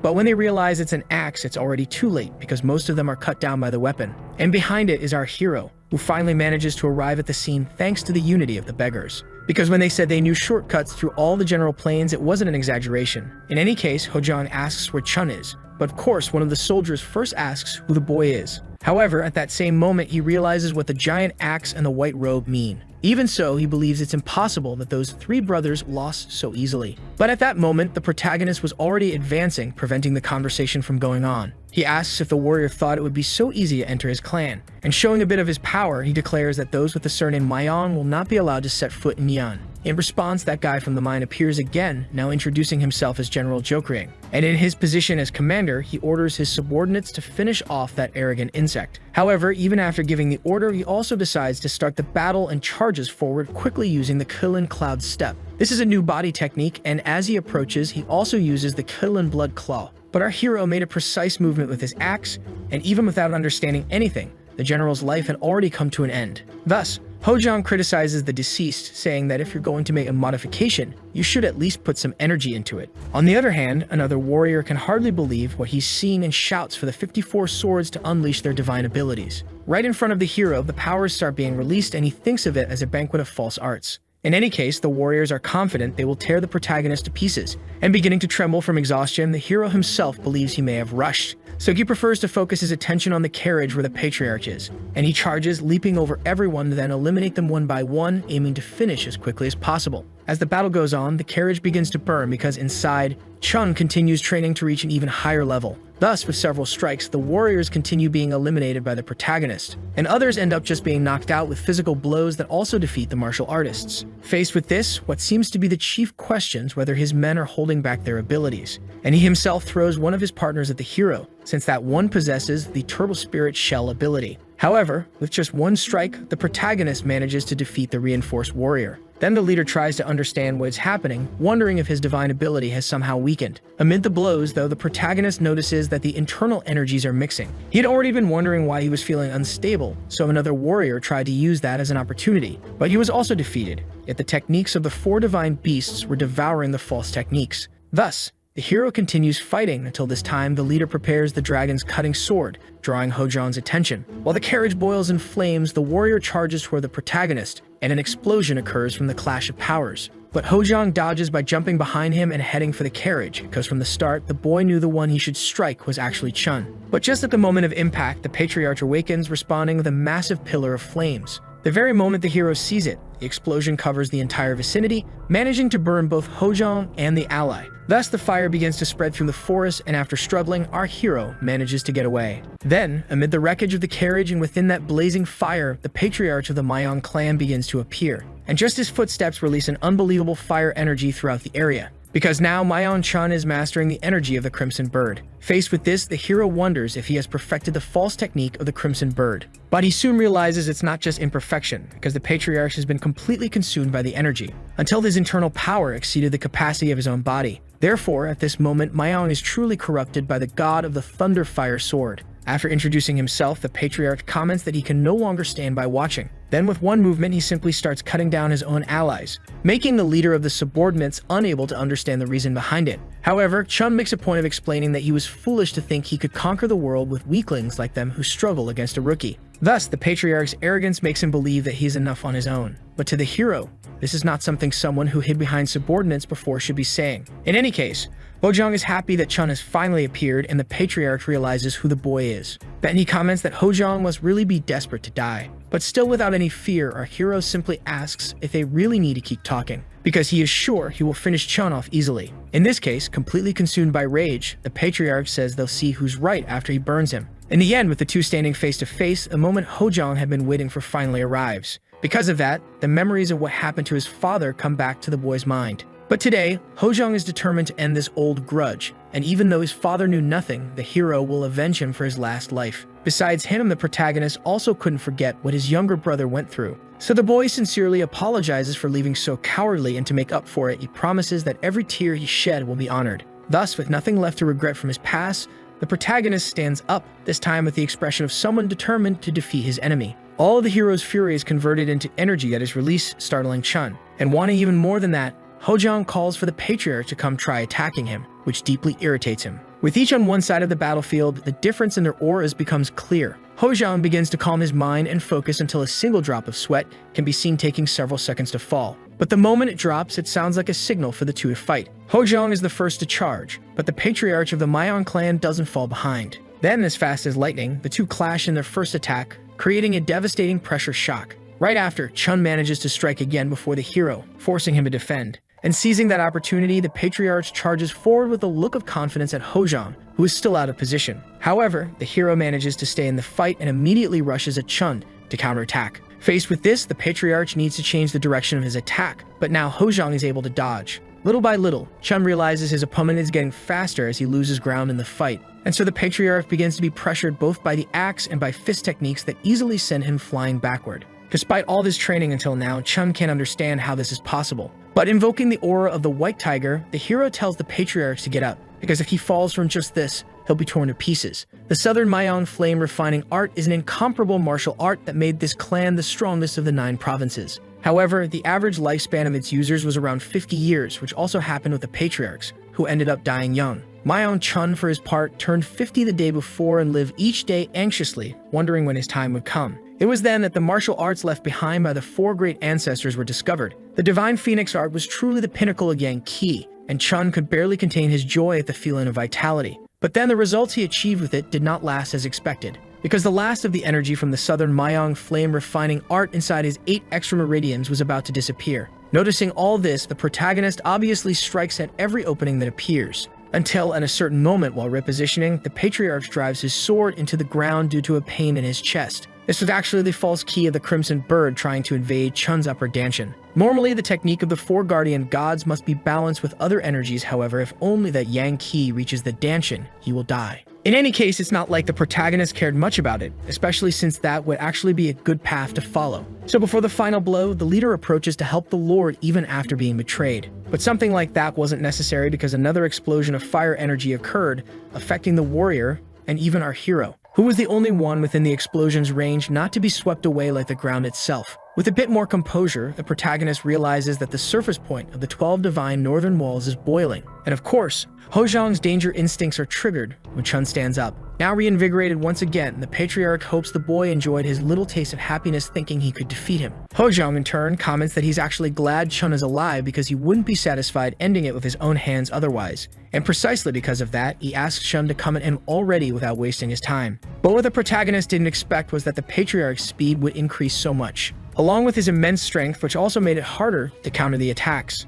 Regardless, Hojang responds with the Tiger King's 9 lightning strikes, but Chun blocks it with the Flaming Phoenix hand, being the first attack that actually makes the protagonist feel pain. Without further delay, the patriarch prepares the final blow, but fortunately, the hero's turtle barrier defends and reflects it. Hojang tries to charge once again, but his opponent simply disappears, and by the time he is found, Chun is already on the right side, ready to use the Phoenix charge. Luckily, once again the hero dodges it and manages to reposition himself, but he seems barely able to stand. Because of that, Chun advances mercilessly to finish off the young master of the Yan clan. And even though the protagonist defends himself with his barrier, is shattered by the patriarch's attack. Finally, Hojang is struck by a powerful vertical slash that creates a pillar of flames from the ground to the sky. Thus, the protagonist falls to his knees, unable to believe that the 4 guardian gods' technique lost to a cheap imitation. Amidst all that fire, Duxing finally arrives at the scene along with Chio Kyung, and the investigator comments that there's no way to tell how this will end. In any case, he reports that the entire noble Jumgang family is already prepared. Therefore, the time has come to interfere and get rid of the patriarch once and for all. However, just as they're about to help, someone else appears to say Chio Kyung cannot do that. It's the leader of the Blue Squad, Shinmo. If they intervene now, they'll definitely be caught in the chaos, and subduing the survivors at the end was the task given by the young master. Therefore, even now, the leader remains patient. Chio Kyung, however, argues that the protagonist will be in danger if they wait any longer, so Duxing reminds him that Hojang said he would win. But even wanting to believe, the beggar isn't sure it will be possible. In the past, before they said goodbye, Hojang said something confusing because he claimed that those weaker than Chun would be a bigger problem than him. But since the protagonist trusted the beggar, he also asked that some hope be placed in him. Back in the present, Chio Kyung believes the hero won't be able to win without help. And even the beggar thinks the same, feeling a bit sad about it. Because, faced with the hero's current state, he wonders if he can really believe in a victory. For a while, the protagonist stays collapsed on the ground, but suddenly, his hands move and the bleeding stops. Then he stands before the patriarch, leaving him very confused. Now his wounds are cauterized, which makes the situation much better. Chun, in turn, wastes no time attacking and praises how tough the protagonist is, but tells him not to worry because it will be over soon. Thus, Chun continues attacking mercilessly, and unfortunately the protagonist doesn't even know why he's still holding on. Because despite everything, he's already too occupied just trying to defend when once again another attack hits him. Suddenly, everything goes dark and the hero remembers the moment he fought his father. A martial art that encompassed everything was what defined Yan, but then something appeared asking the Black Emperor what defined him, making the boy reflect. Because of that, his memories also go to the fight with Chai San, where the warrior said that a fighter couldn't depend on a few techniques as what mattered most was effort. Even now, Chai San attacked the hero again, pressing him with the question of whether his martial arts were nothing more than techniques. So already very irritated with all of it, the hero finished him off like the last time. Even so, he didn't know what they expected him to do, but that's when his father appeared, telling him not to be impatient, because the boy's martial techniques were of the furious and dominating type, just like the book he had given him long ago. Therefore, Hojong begins to understand that running to defend himself is not a martial art of his. And more than that, he tries to search his mind for what he learned in this latest life to finally counter the patriarch's attacks again. This time, the hero uses the counterattack palm of the reverse dragon palm and, determined to continue, unleashes his clean, unique strike. All of these were abilities specifically his, but even while being thrown far away, Chun comments that he hopes the boy doesn't think those pathetic attacks will work on him. The martial arts that define the protagonist are of dominating fury, so he wonders what martial art is in his own conception. Meanwhile, Chun jumps high into the air and prepares his final strike, the crossblade of the Flying Phoenix. But Hojong sees all of this while still wondering whether his individuality is meant to block or counterattack. However, within seconds, he denies both possibilities, finally understanding that, to him, martial arts are meant to completely annihilate all enemies. Consumed by fury, Mayong charges like a true berserker, releasing a massive wave of firepower, which extends all the way to Dukseng and Chio Kyung, who, even though they are powerful, feel the pressure. So not seeing the hero nearby, Chun laughs loudly, thinking he vaporized him from the face of the earth. But he also feels a bit disappointed not to witness it happen with his own eyes. However, he gets startled when he hears someone say that his martial arts are total combat techniques, to annihilate those who were already annihilated through instant extermination. Now that is something that defines the Black Emperor and eldest son of the Yan clan of the Green Mountain, something that truly represents the martial arts of Yan Hojong.